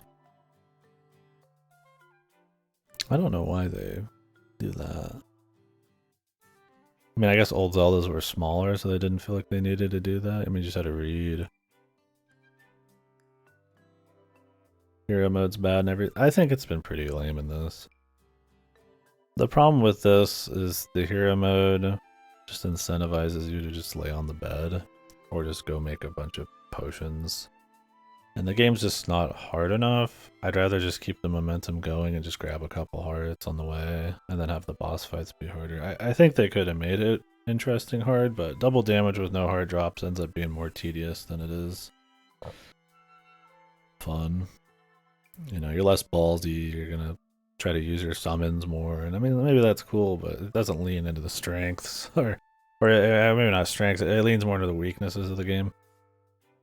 Which is already how sluggish it is in the UI and all that crap. I mean, it's fun still. I mean, it makes the heart gathering feel more strong when you find it. And it's optional, but yeah, it's not really a very... I don't think it's a very good difficulty. I don't think I'd even recommend it. Not to say that, you know, the base game being super easy is not a problem, of course. Randlos was probably spot on with that, but... Yeah.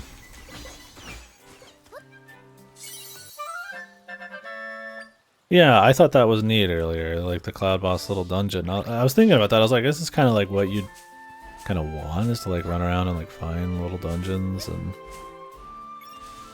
Mina the Hollower is good, yeah, that'd be cool. I definitely, found more joy in secrets and exploration in like Tunic than I have in this. And it's a much less robust system of mechanics, right?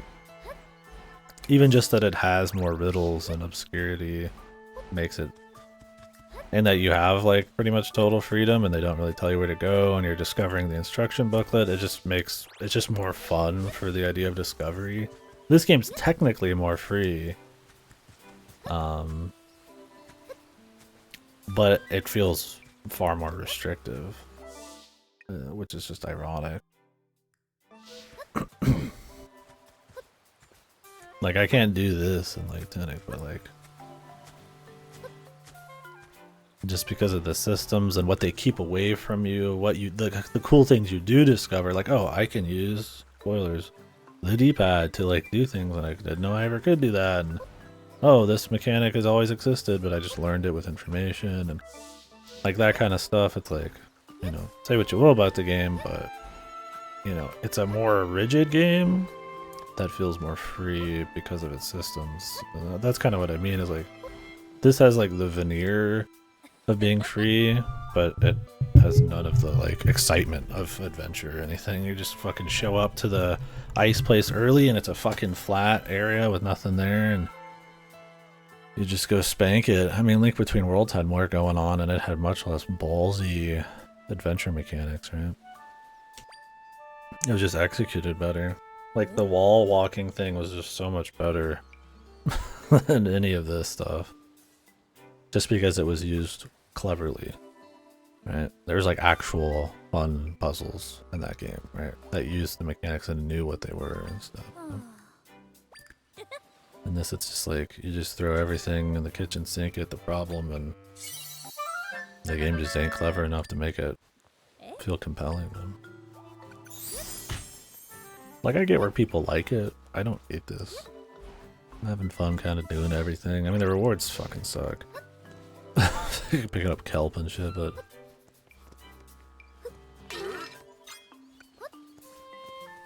Not a fan of the wall walking at all. Yeah, I liked it pretty well. I thought it was very cleverly used in every dungeon.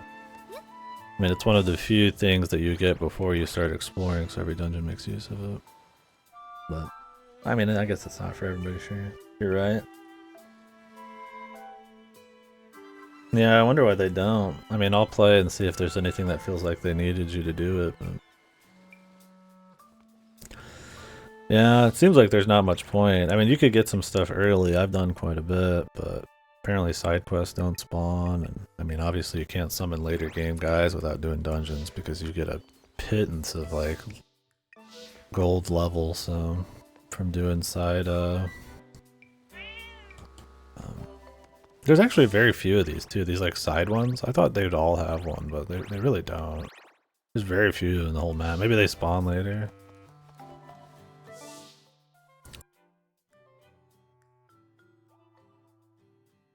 Never get a good traditional Zelda again. Tell them to make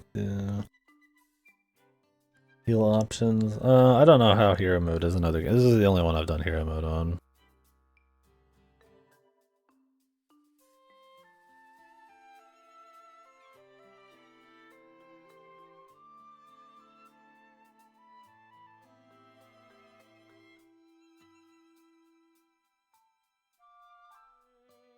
I don't know. I think they could do the Breath of the Wild style again, but the formula needs to be very different. Like the idea of a big world with emergent gameplay, total freedom, and clever mechanics, they could do that again.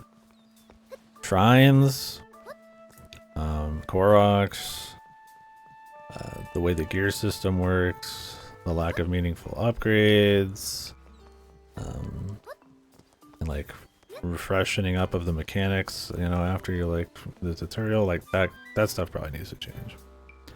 The biggest thing is, yeah, they need a different map. That shit's fucking ridiculous, man.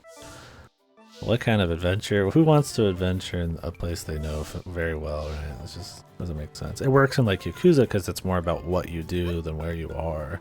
It's about seeing the story of this place evolve over time. It's not about exploring it per se, right? It's not the same in Zelda. 1500 hours, that's bigger. More Korok. Koroks are fun for like a bit, but then it's like they just don't have enough ideas for them. I mean, they don't want you to get them all, but it was sucks because when I was playing Tears of the Kingdom, I'm like, man, this like the Ubisoft game just kept coming to my mind so often. I was like, I don't want this to feel like that because Breath of the Wild was a very, very cool, very awesome, unique experience for me, but Tears of the Kingdom was too gimmick and content focused and not adventure focused. And I think that's what Breath of the Wild did special to me. I mean, maybe some people feel different and maybe it was just what you got to that was special, but for me it was more about the journey and all that stuff. Yeah, they didn't want you to get them all. Doesn't make them any less boring after a bit, but it's more the formula. Because even the shrines, like, individually the shrines are good. But, like, I mean, the formula of it, knowing everywhere you go is like a shrine's gonna be kind of dull. That's why I like the outdoor shrines better. They tend to be more creative, like the survival island and all that. Hell, even the maze. The problem is like the shrines show you cool things you could do with your abilities, but the world never really lets you figure those out or do those on your own. Even the building, like the Yiga guys kind of make you sort of build a bit, which is neat. And like some of the caves and some of the sky stuff do, but they tend to be like the same shit. Like I'm gonna make a boat, or I'm gonna make a plane, or I'm just gonna have something like a cannon or something that gets me close, and it's like that's still more than you need to do when you're exploring. I kind of wish that there wasn't resources needed to build. You could save more, you could whip them out and do goofy shit with them more. I find it so limiting, and so much of the game is about just getting from point A to B because you're so familiar with it that you end up just going for like simple like speed stuff. And that just kind of sucks. Some of it's a UI problem, like I can't experiment because it takes too long to get from my mind to the, you know, your mind to the paper essentially. That's this game's problem. One of its problems is just fucking, it's just a bitch to fucking swap shit. I'll try to swap stuff and be clever, but it's usually just different flavors of damage. So. Anyways, if anybody's fresh in here, I am enjoying this. It's fun, but we're just talking about I feel like problems have kind of creeped up for me, or stuff I would have wished there'd been a little bit more ballsy and really own some stuff, but I just don't think Grezzo was quite up to the task. I still like it so far, but it's one of those that feels like it has a lot of potential, and you can't help but like see the potential, and it just that just doesn't live up to it. Hate Zelda games, man. That's it.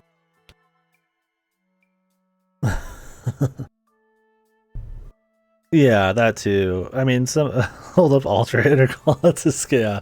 The recall, while really cool, was way too busted for sure. It was just kind of like how making a couple speed items, like the hoverboard in Tears of the Kingdom, just like destroys everything. And it's like once that Pandora's box is open, you can't close it again, right? Like, so when things start getting repetitive, like you're gonna go for the efficient stuff. I don't know. Yeah, I definitely think the way they're labeled is important, like the way they're shown. Instead of a shrine just sitting somewhere, having it be like, you know, something more exciting, like, you know, a dungeon laid into the side of the world, or like a cave or something. I mean, that kind of immersion or like setting can make a big difference. Like instead of some Zonai dungeon, it just fits like the forest, right? I mean, maybe they want you to feel you're in a puzzle zone and it's going to look really goofy and be very rigid and focused on the mechanics, so they want it to feel that way. Like instead of like, you know, a branch sliding between two other branches, it needs to be pieces of metal because it would look goofy otherwise, and it's like, I don't know, I'd rather them make the effort to try to like make it feel more adventurous and creative than essentially just make like little fan mod maps to explore the mechanic. Yeah, Elden Ring does it solid. Like it has its own asset flip stuff, but I definitely like how it lays in all of the locations more into the world. For sure. We're looking for Jabu. We'll just go north.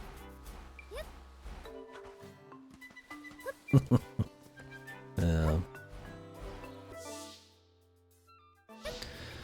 That's the thing, is like I like being able to be creative and solve things in like out of the box ways. Baba Z is a good example of like being overly linear and overly forced, where it's like you have potential to do really cool stuff, but by the end of it you're like, Jesus dude, this is like way too sequence heavy. It ends up feeling more generic at times because of it. I mean, it's still that's still a great game, but for Breath of the Wild, it's like you get total freedom, but a lot of the time it ends up being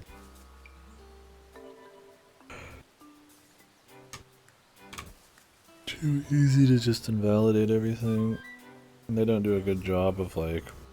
I mean, even if you just invalidated every puzzle, if I had to do it in like different creative, clever ways, then it'd be whatever, right? Problem is like you could do it in the same way a lot of the time. You've had some cool solutions in this. I've had a few cool ones. Mostly in different ways to like push enemies off of stuff with wind or raise myself up through currents and shit. Glimpses of cool shit. For sure. Yeah, I agree. Gotta.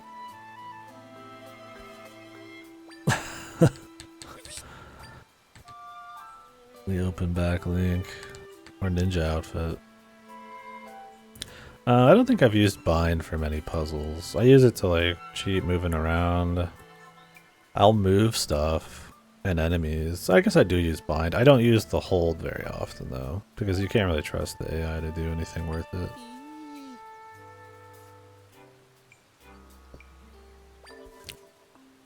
I'd say I use it a fair bit. I don't hate the mechanic.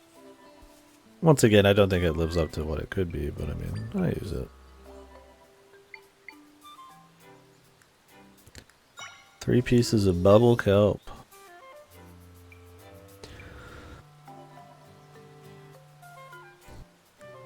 Yeah, I would say the caves in this are less clever for sure than the shrines. I'd say each shrine's pretty fun. It's more the repetition and the how they're laid in the world and stuff, and the formula of it.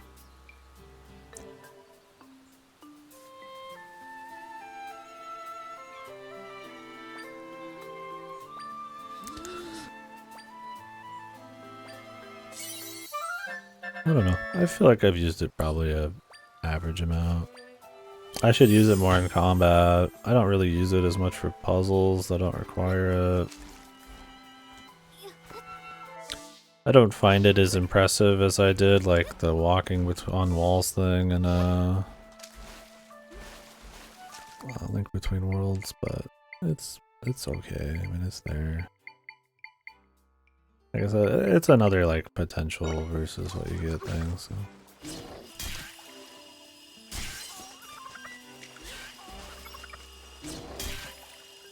Sure, you're not just playing the game wrong.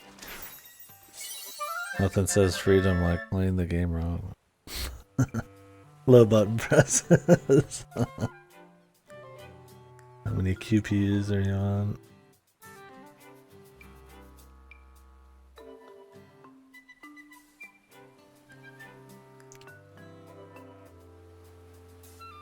Yeah, there's a lot of simpler stuff. Like in the Gerudo Desert, it's like I just got the fucking thing that lets me like stand on the platform and fly away.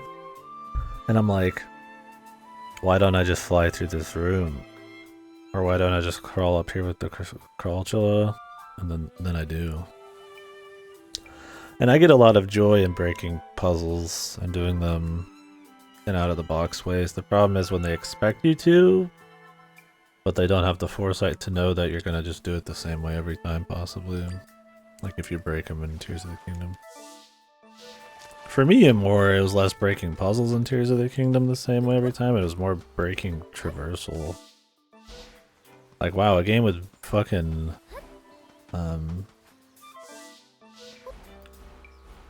vehicles, and I barely want to fucking touch them outside of like some kind of like infinite flight machine.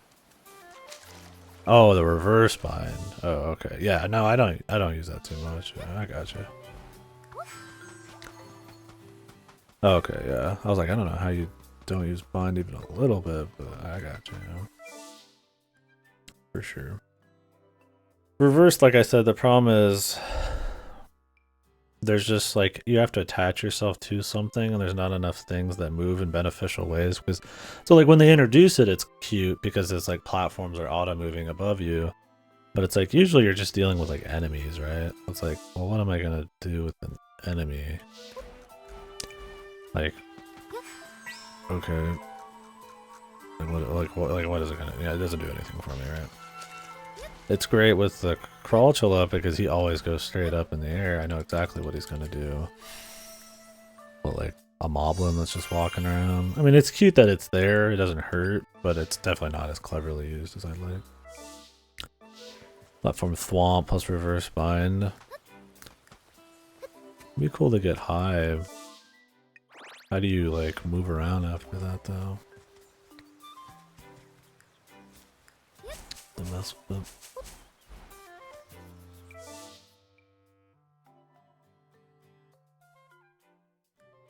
Yeah, I think maybe they thought it'd be too difficult, or maybe not difficult, but that they never knew what you'd have, so they never could really require anything, maybe?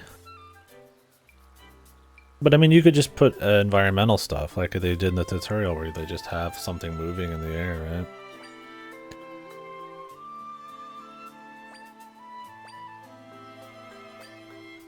right? I don't know.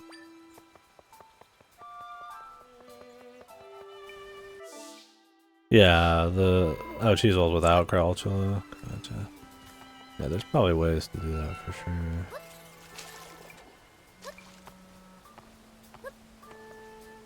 That could be cute.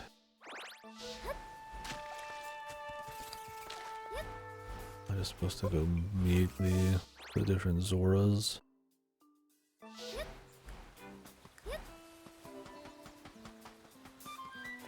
Oh, somebody mentioned earlier I wish you could turn into something. Alright, I missing stuff. Turn into echoes in this game the abilities and directly control them. Yeah. Like Majora's Mask. The better game. It's like that game exists. It's refined. Actually interesting. I get what you're saying though. Something a bit more, you know, focused on emergent gameplay, like dynamic shit. You just use them real quick. I mean, I think that'd be cool. You turn into the dude, walk around. They wanted it to be this like summoner thing where you could summon inanimate objects and stuff and like kind of split your time doing other shit. The problem is a lot of the time you're just like sitting there, which I mean, you don't have to. You could pick something more active or turn on the link thing, which is limited, but yeah, it's just one of those things. Like, I just don't think they kind of like. It's a cute idea that they don't really get to the right level. It doesn't help you have a very small amount of like cool things you can summon, like points wise, for so long. Like, you know, I've explored like most of the map, and it's like I can summon the same shit I could in the beginning, points wise. You also can't load up like a summon like group or something like, oh, I want to load up a bed with a trampoline on it, or this pattern, or these 4 guys or something. There's no way to like set that up to do like cool, unique shit. Like where you set up like a pattern that looks really neat and you can plan it, and you know, like that'd be cool. You make like a little format for your guys and save it, and then, you know, shit it out. And it's like, but at the end of the day, it's like it's just single dudes that you have very little precision over.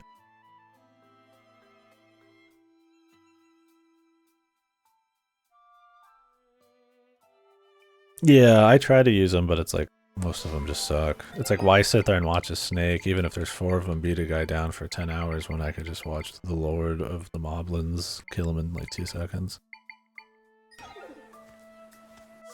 So, I don't know. It's... You're never going to find the perfect solution, I feel like. But I definitely feel like they probably could have found something a little tighter. It's still a fun concept, and I get where people really enjoy it. I'm not saying I don't in any way, but there's definitely a lot of like potential there. At the end of the day, it just feels like kind of like a chiefly just kind of like an okay 2D Zelda with a couple gimmicks attached to it. And at that point, it's like I'd rather just have a good 2D Zelda. Or them really go in on the gimmicks and the freedom and do something a little more ballsy. But I don't think they really had the money. I think they had the freedom. Maybe not even the know-how. And this is Grezzo we're talking about. They're not horrible, but they're not exactly coming out hitting them hard usually. And that's kind of what this is. Like, it's fun, solid, but it's not really hitting it out of the park. And I feel like this series has a pretty decent bar of quality. A pretty good bar of quality, usually, I would say. There's a couple stinkers and a couple questionable ones, like Tears of the Kingdom.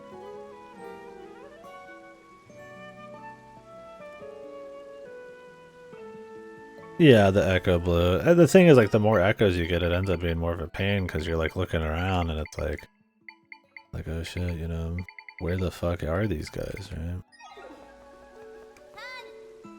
What other games was there? I'm trying to think. There's some other games that had that problem. Where the cleverness of it kind of ran out. And then the fucking blue became more of a problem. Too many options that are too shallow. It's a problem in a lot of games like that. It's like any game, I mean. See, this is the thing. It's like, think about Breath of the Wild, Tears of the Kingdom. There's like 4 abilities you get. They're extremely fleshed out. I mean, they are, right? I mean, maybe the locations you use them in aren't always crazy, but they're usually very, very clever, very interesting. They can stack in cool ways with each other. Maybe there's some pitfalls there, like how good recall is, but you know, it's quality over quantity. Now you get the problem of the attachments and all that kind of stuff that, you know, It's the problem with having too much and not clever enough, but it's like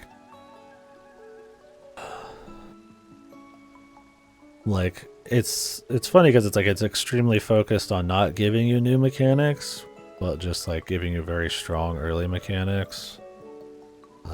Or this, it's like it doesn't. Like, yeah, it would almost be better just to have like 20 really good ones you found and used in much more dynamic, cute ways, but I don't know.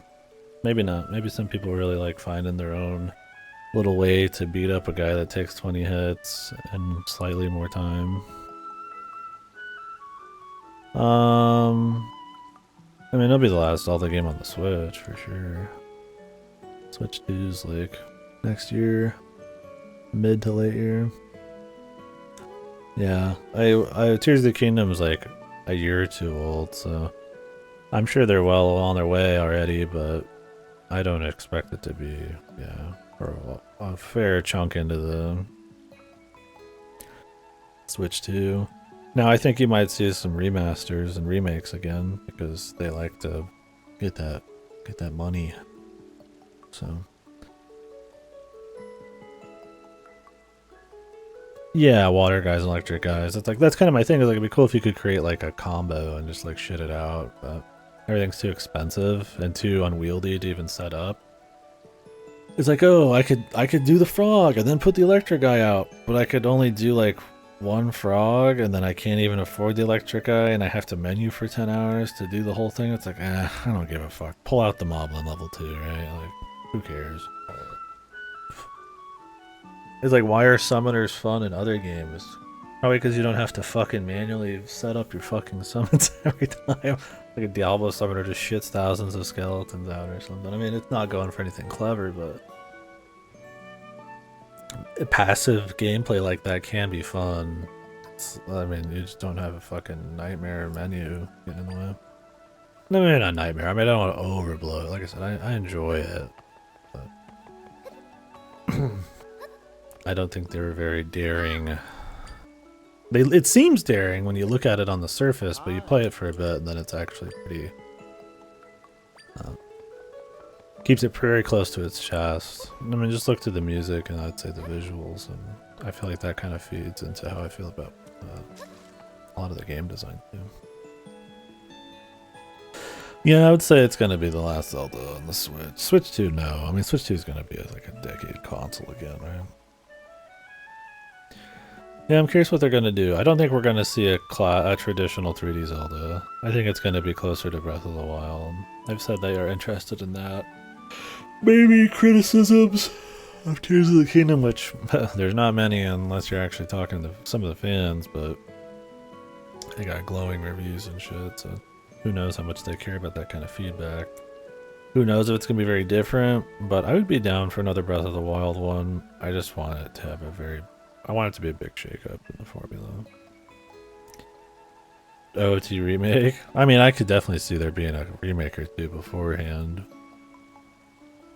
Hell, maybe there'll be even another little spin-off like this. Yeah. But a big 3D one, I would imagine it would be another 5-6+ years. I mean, Tears of the Kingdom took how many years? 6, 7? Oh, Jesus. At best, by the time the Zelda movie comes out, I feel like you'd get another remake of something. Or a port.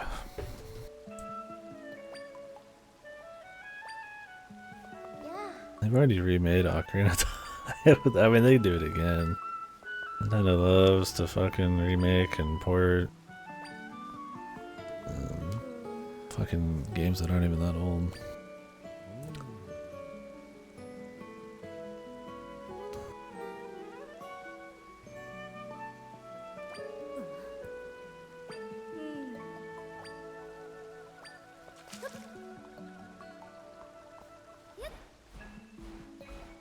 I don't think Nintendo even thinks about Ocarina or Pip of Heart Canyon.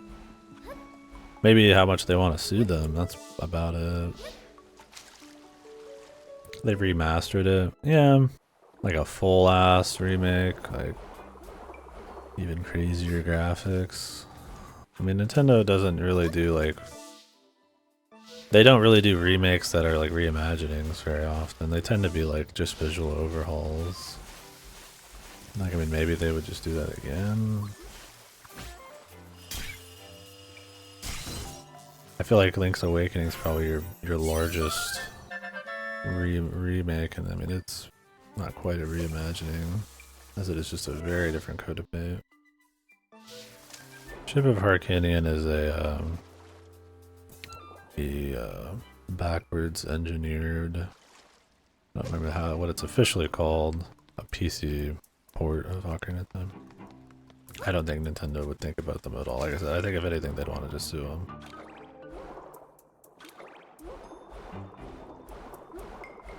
And I mean, they already remade the game on the 3DS.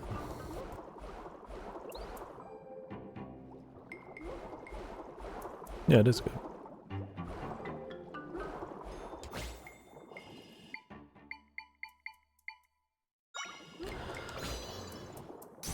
Alright. Anyways, not really anything to do with the actual remake though. I could see a full remake.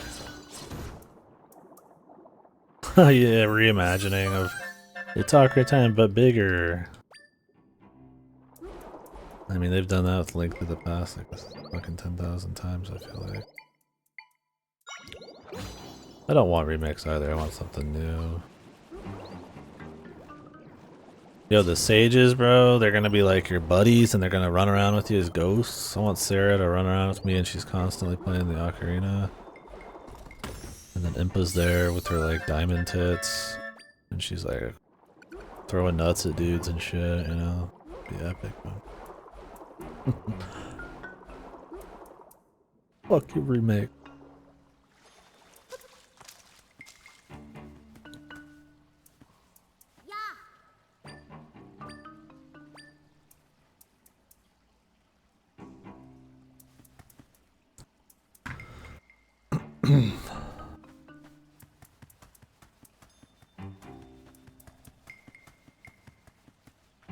Oh, yeah, we'll see.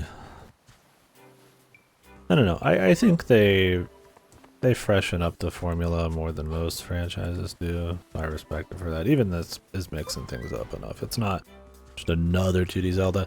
I think it ends up feeling a little too much like just another like kind of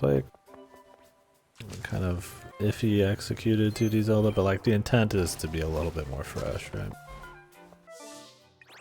I think that's what's kept the series, like, you know, Mario's and Zelda's so big for so long. Yeah. Is that it doesn't completely get stifled and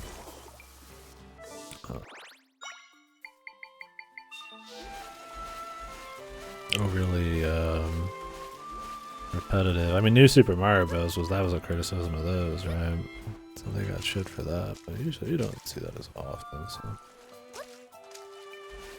the stamp guy, Walgreens Tingle.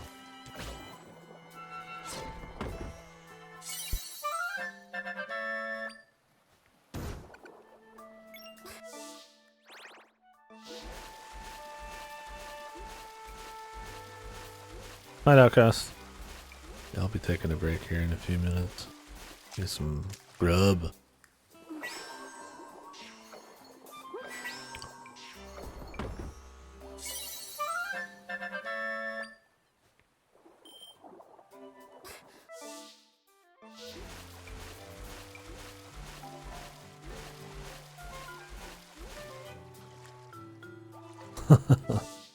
Yeah, it's just they've just got him in like the joke, super serious, you know, different art style, the classic joke. Yeah.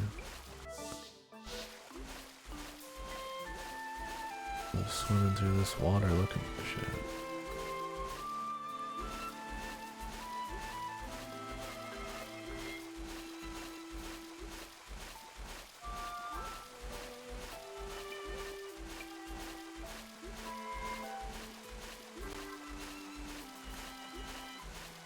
Yeah, 0.1% of tingles.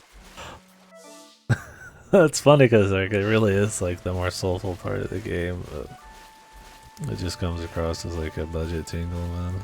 Hell, I take Beetle over that, man. At least Beetle had funny voice lines and shit, or you know, sound effect.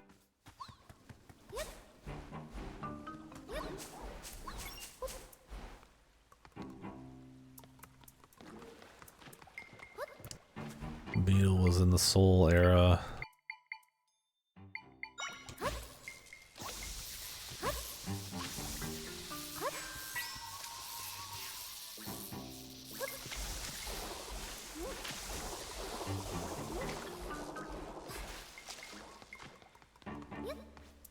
No. Tingle in Wind Waker is in jail. And he's fat, and then he has clones on his island where he sells maps. I don't think there's a statue of Rip Tingle. There's just like little statues. Majora's Mask, he's... I don't think there's any visual gags where he's Rip. They just talk about him being a sad, middle-aged son of the boat tours guy. No, I know what you mean. I'm just going through like all the stuff if I can think of seeing him ripped. Unless the Wind Waker game, when you connected the GBA tuner, had like Rip Tingle as a statue, which I don't think it did. I don't think so. I think it was just his game. Unless it was hidden away somewhere. I think his Tingle's only in Majora's Mask and Wind Waker. And Four Swords, I guess. Adventures. Other than his own games, of course. Yeah, if you saw Rip Tingle, you'd remember for sure. That's absolutely true.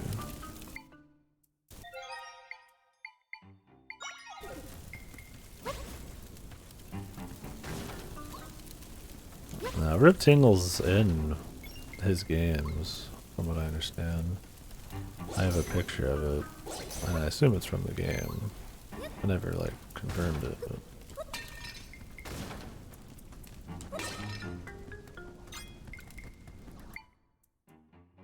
Am I supposed to, like, put these out?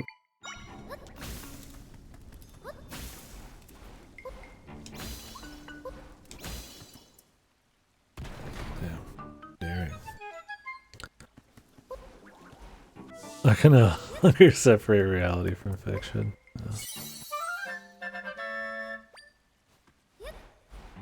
You guys remember in Tears of the Kingdom where they were hyping up the pirate takeover of that town for like 10 years?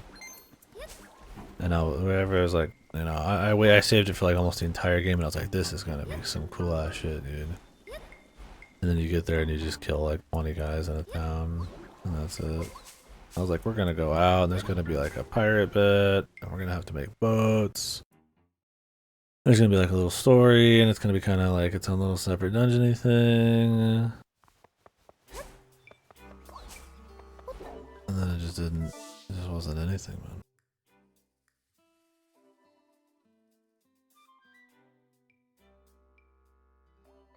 man. Yeah, I mean, this ship doesn't even move, it's just in port.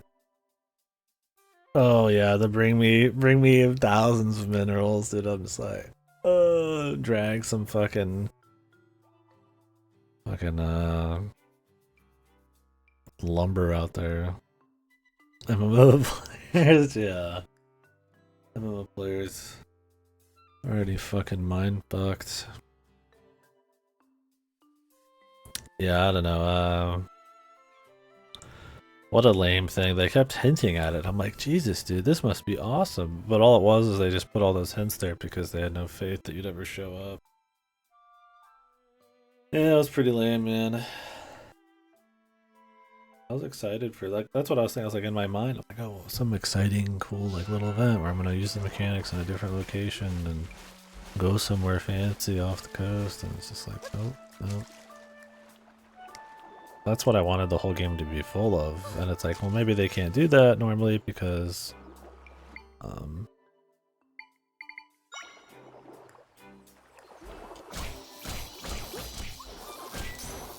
because the budget would be too much for a full world, but it's like, okay, so they're reusing the map, right? That means we're gonna get all that stuff. And then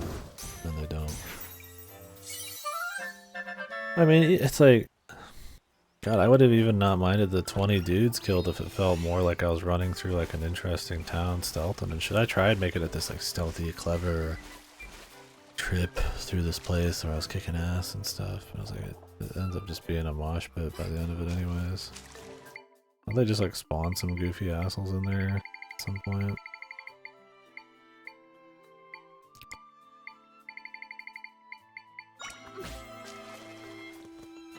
Alright, well, we're here. What's the point? But they only had 6 years to add shrines and Korok, the same formula. But those big dungeons you could skip through. The water temple where it's 4 shrines bolted together. And the skippable fire dungeon, and that was different, dude. Those took 6 years. How did they create such crazy mechanics? The twisted minds of Nintendo.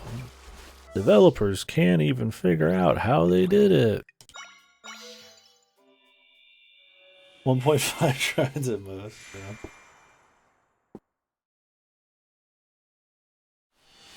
yeah. And to be fair, the base mechanics are pretty cool.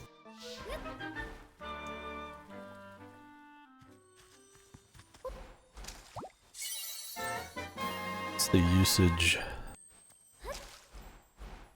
and the map and the layout and all that that's more my problem.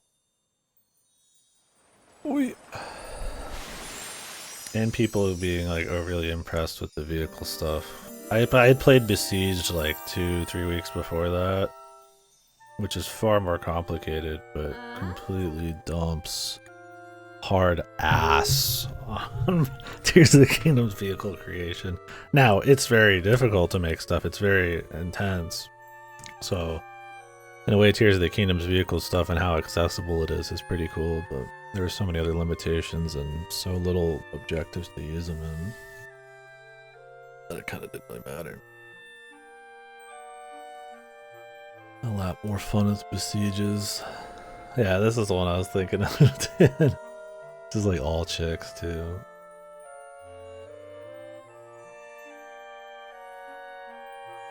Snap guy cannot compete. The Giga Chat. He's got like wine and everything, man.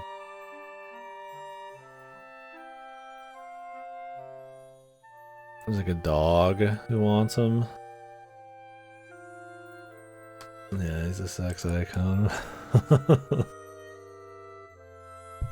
Yeah, like they disappear on a timer. They disappear for, you know, when you go do stuff. They... What a fraud. Yeah, it's the same joke.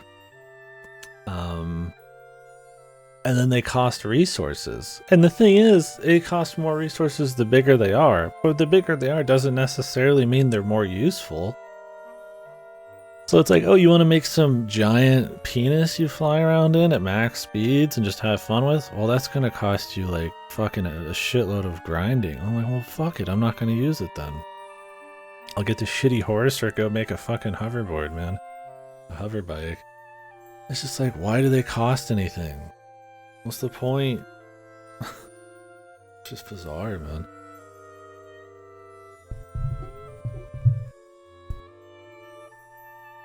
I could understand maybe like a limit to the amount of things you can put on it at once, especially, I mean, maybe you unlock more cannons you can put on it, so you only have 2, that's how it is, but... Or you can only, you know, equip like 100 things on it or something, right? So you can't just make some game crasher. Yeah, it like gives the depths more of a purpose, but I'm like, just like the depths like a cool vehicle place. Make me want to be there.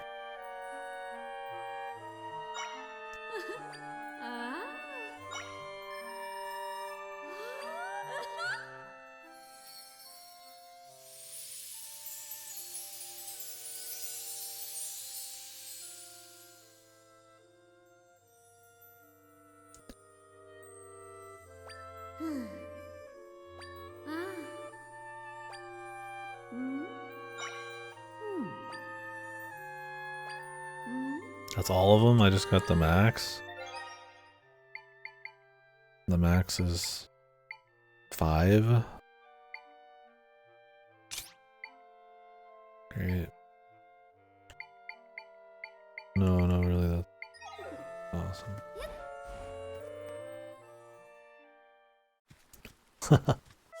They're like, I got it, Mr. Aonuma. It's genius. It's the dark world, and they just reverse the topography. And then we fill it with new assets, but nothing too crazy. Just, you know, make it like a... Just make it like a little side thing. Travel thing, right? I maxed it, you know? It's 5. It just cost 1,000, I guess, at the end here. Unless there's like a new level she's waiting to give me, but...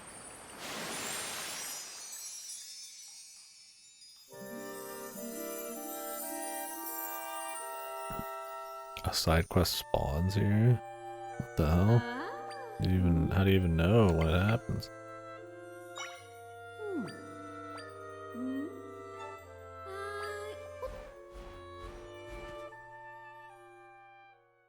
What's with the fucking missable side quests in this?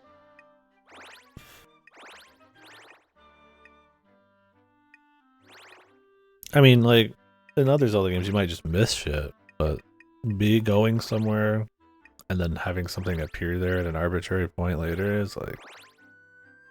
It's not as common. Not without like some kind of like warning or some shit, right?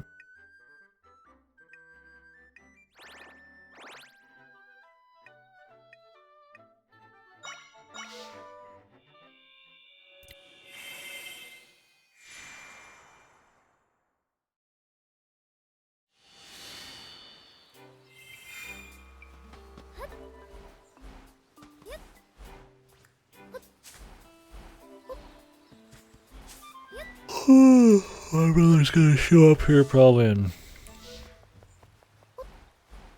20 minutes or less, so I won't do too much more for now. Unless he's gotta be at work late. I mean, we'll do more when I get home, but...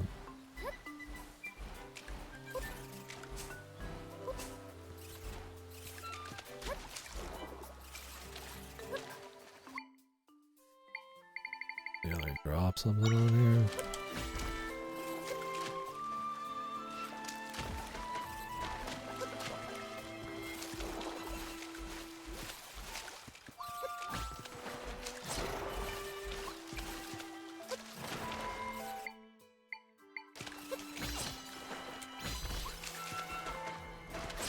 Get him, bro.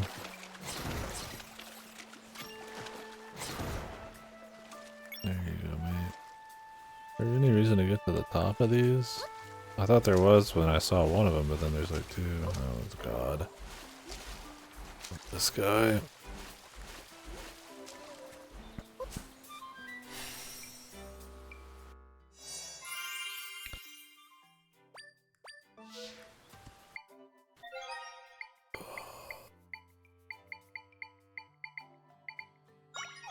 He's usually piss easy.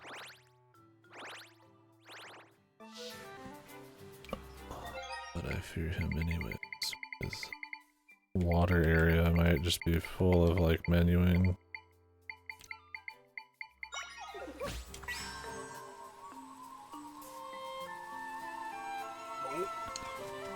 It's funny because they show you this combo almost immediately.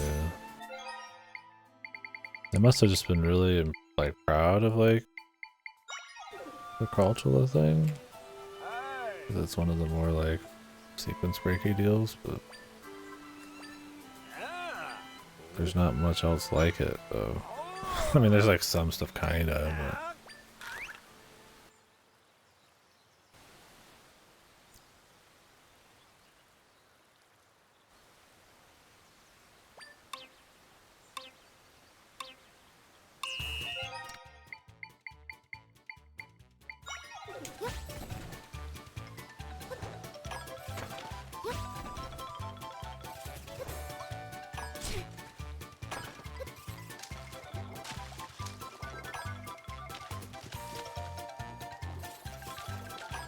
Where's the other one? Can't see it. Oh, it's over here.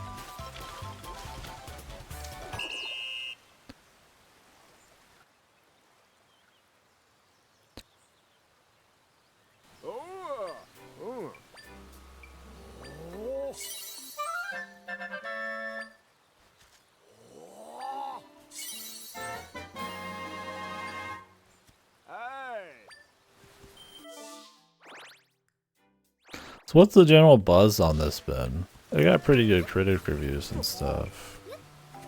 Although with the few that were a bit more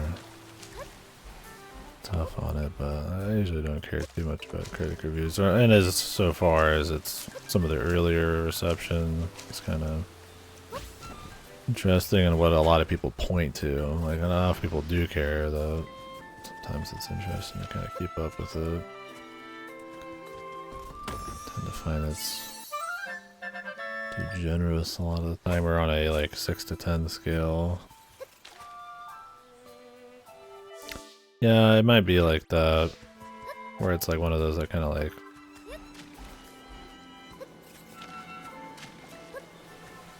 doesn't have the lasting appeal, or yeah, it's kind of more forgotten, I guess. No, not completely forgotten, but one of those games that doesn't have like a shitload of impact because it's just not that good. Right?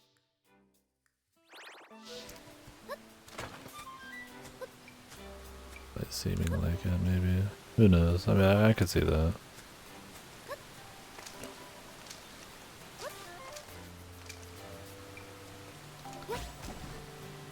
There's been plenty of people in here who are pretty into it for sure.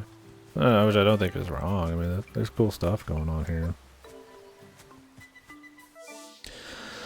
Depends on what you're into, what you played, what you hoped, or what you think about that lives up to its ideas. It's gonna be different for folks. I might as well just go in,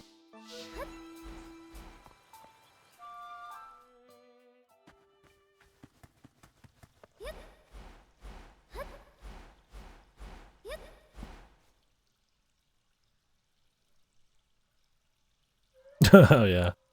Like I said, I don't know what I expected. I was just very skeptical because of Graza. And the ideas I feel like were really easy to fuck up. And so far it's just been like, alright. It's probably about what I expected.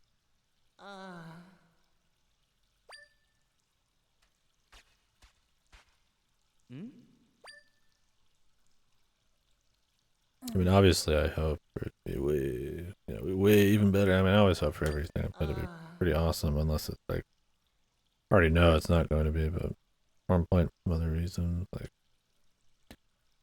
I don't play something hoping it's mediocre, right? That's what you expect, yeah, it's maybe different. The ugly Zoras.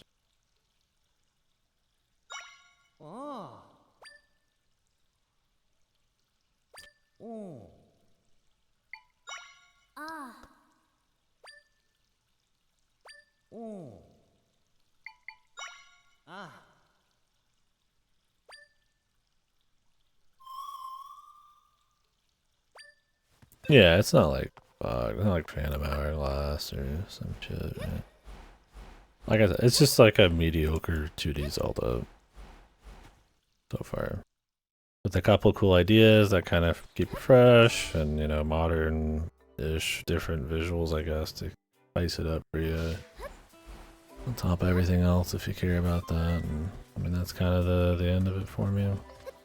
Like I don't think the execution's tight enough. I'm not a huge 2D Zelda guy. I like them.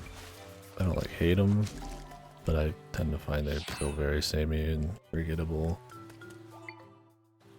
They're all worth playing, except Link Between Worlds. I think that one was like even better. And then Link's Awakening, I like the atmosphere for the original one.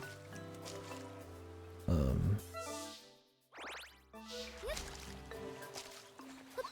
mean, that plays in a bit. Oh, Minish Cap's good too. I forgot about. I don't know why I forgot about that. Yeah, I like Minish Cap as well. Those are the three I really would say I like. I think Link Between Worlds is the most polished of them all, though. Do not disturb the bombfish.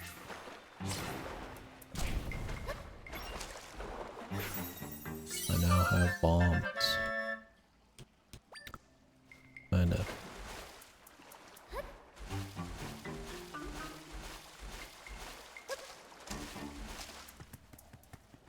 Cool if I could like ride the shark, man.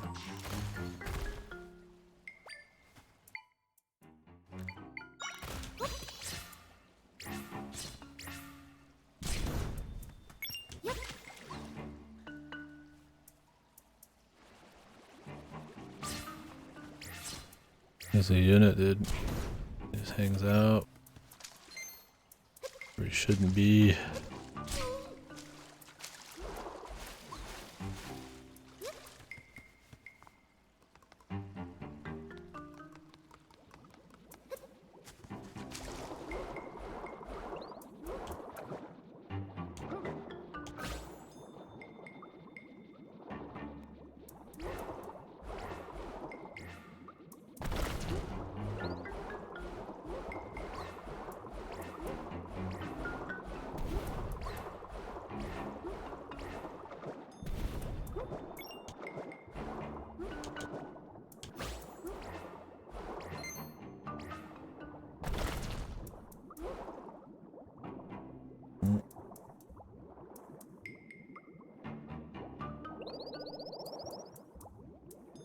My brother's on his way, so as soon as I get out of here, that'll be that. Send in the Sharknado.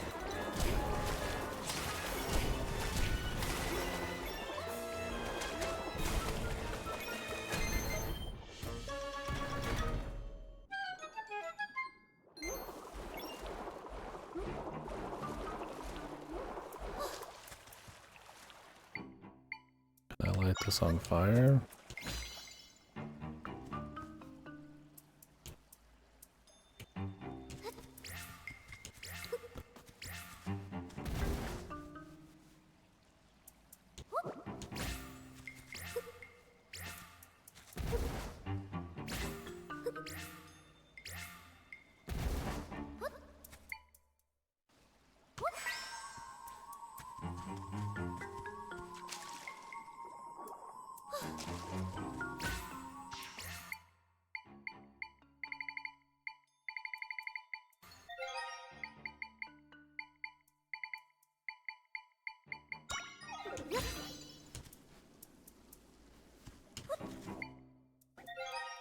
It takes so long to set up anything, man.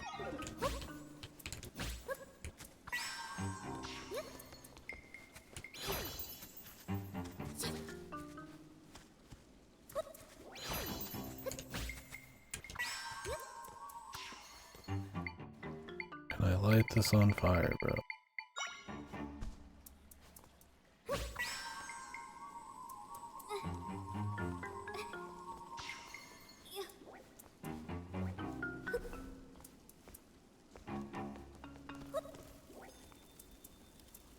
Time for 5 butter.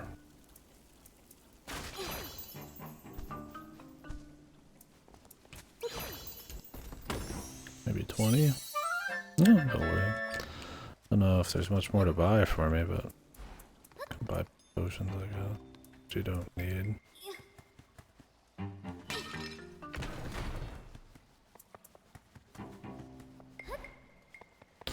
Alright, folks, I'm gonna take a little break. Time to cool off our shit slinging. I can prep for some more. Wants potions, having a bed. So the thing is, even if I could grab hearts from stuff, the bed's quicker than going and like smacking like pots. But if like enemies dropped it, at least then I wouldn't like get in the bed. I'd just get them on the go, so it just saves time. Thing is, like, I haven't used like more than 1 or 2 potions, and those are just as insurance. And I mean, you get the fairies too. Yeah, and it's like, is it even? I mean, like, who knows what I need to buy, right? I mean, I just ran out of money already. It's like I'm not gonna use a bunch of. I mean, generally, you have more money than you need in games like this, but especially Zelda. But it's like if there is some money dumps, like, why would I go bother using potions? I have a bed.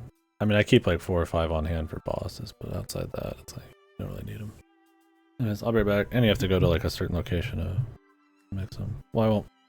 Be right back. I'm gonna turn the stream off for a bit. Back in probably like an hour.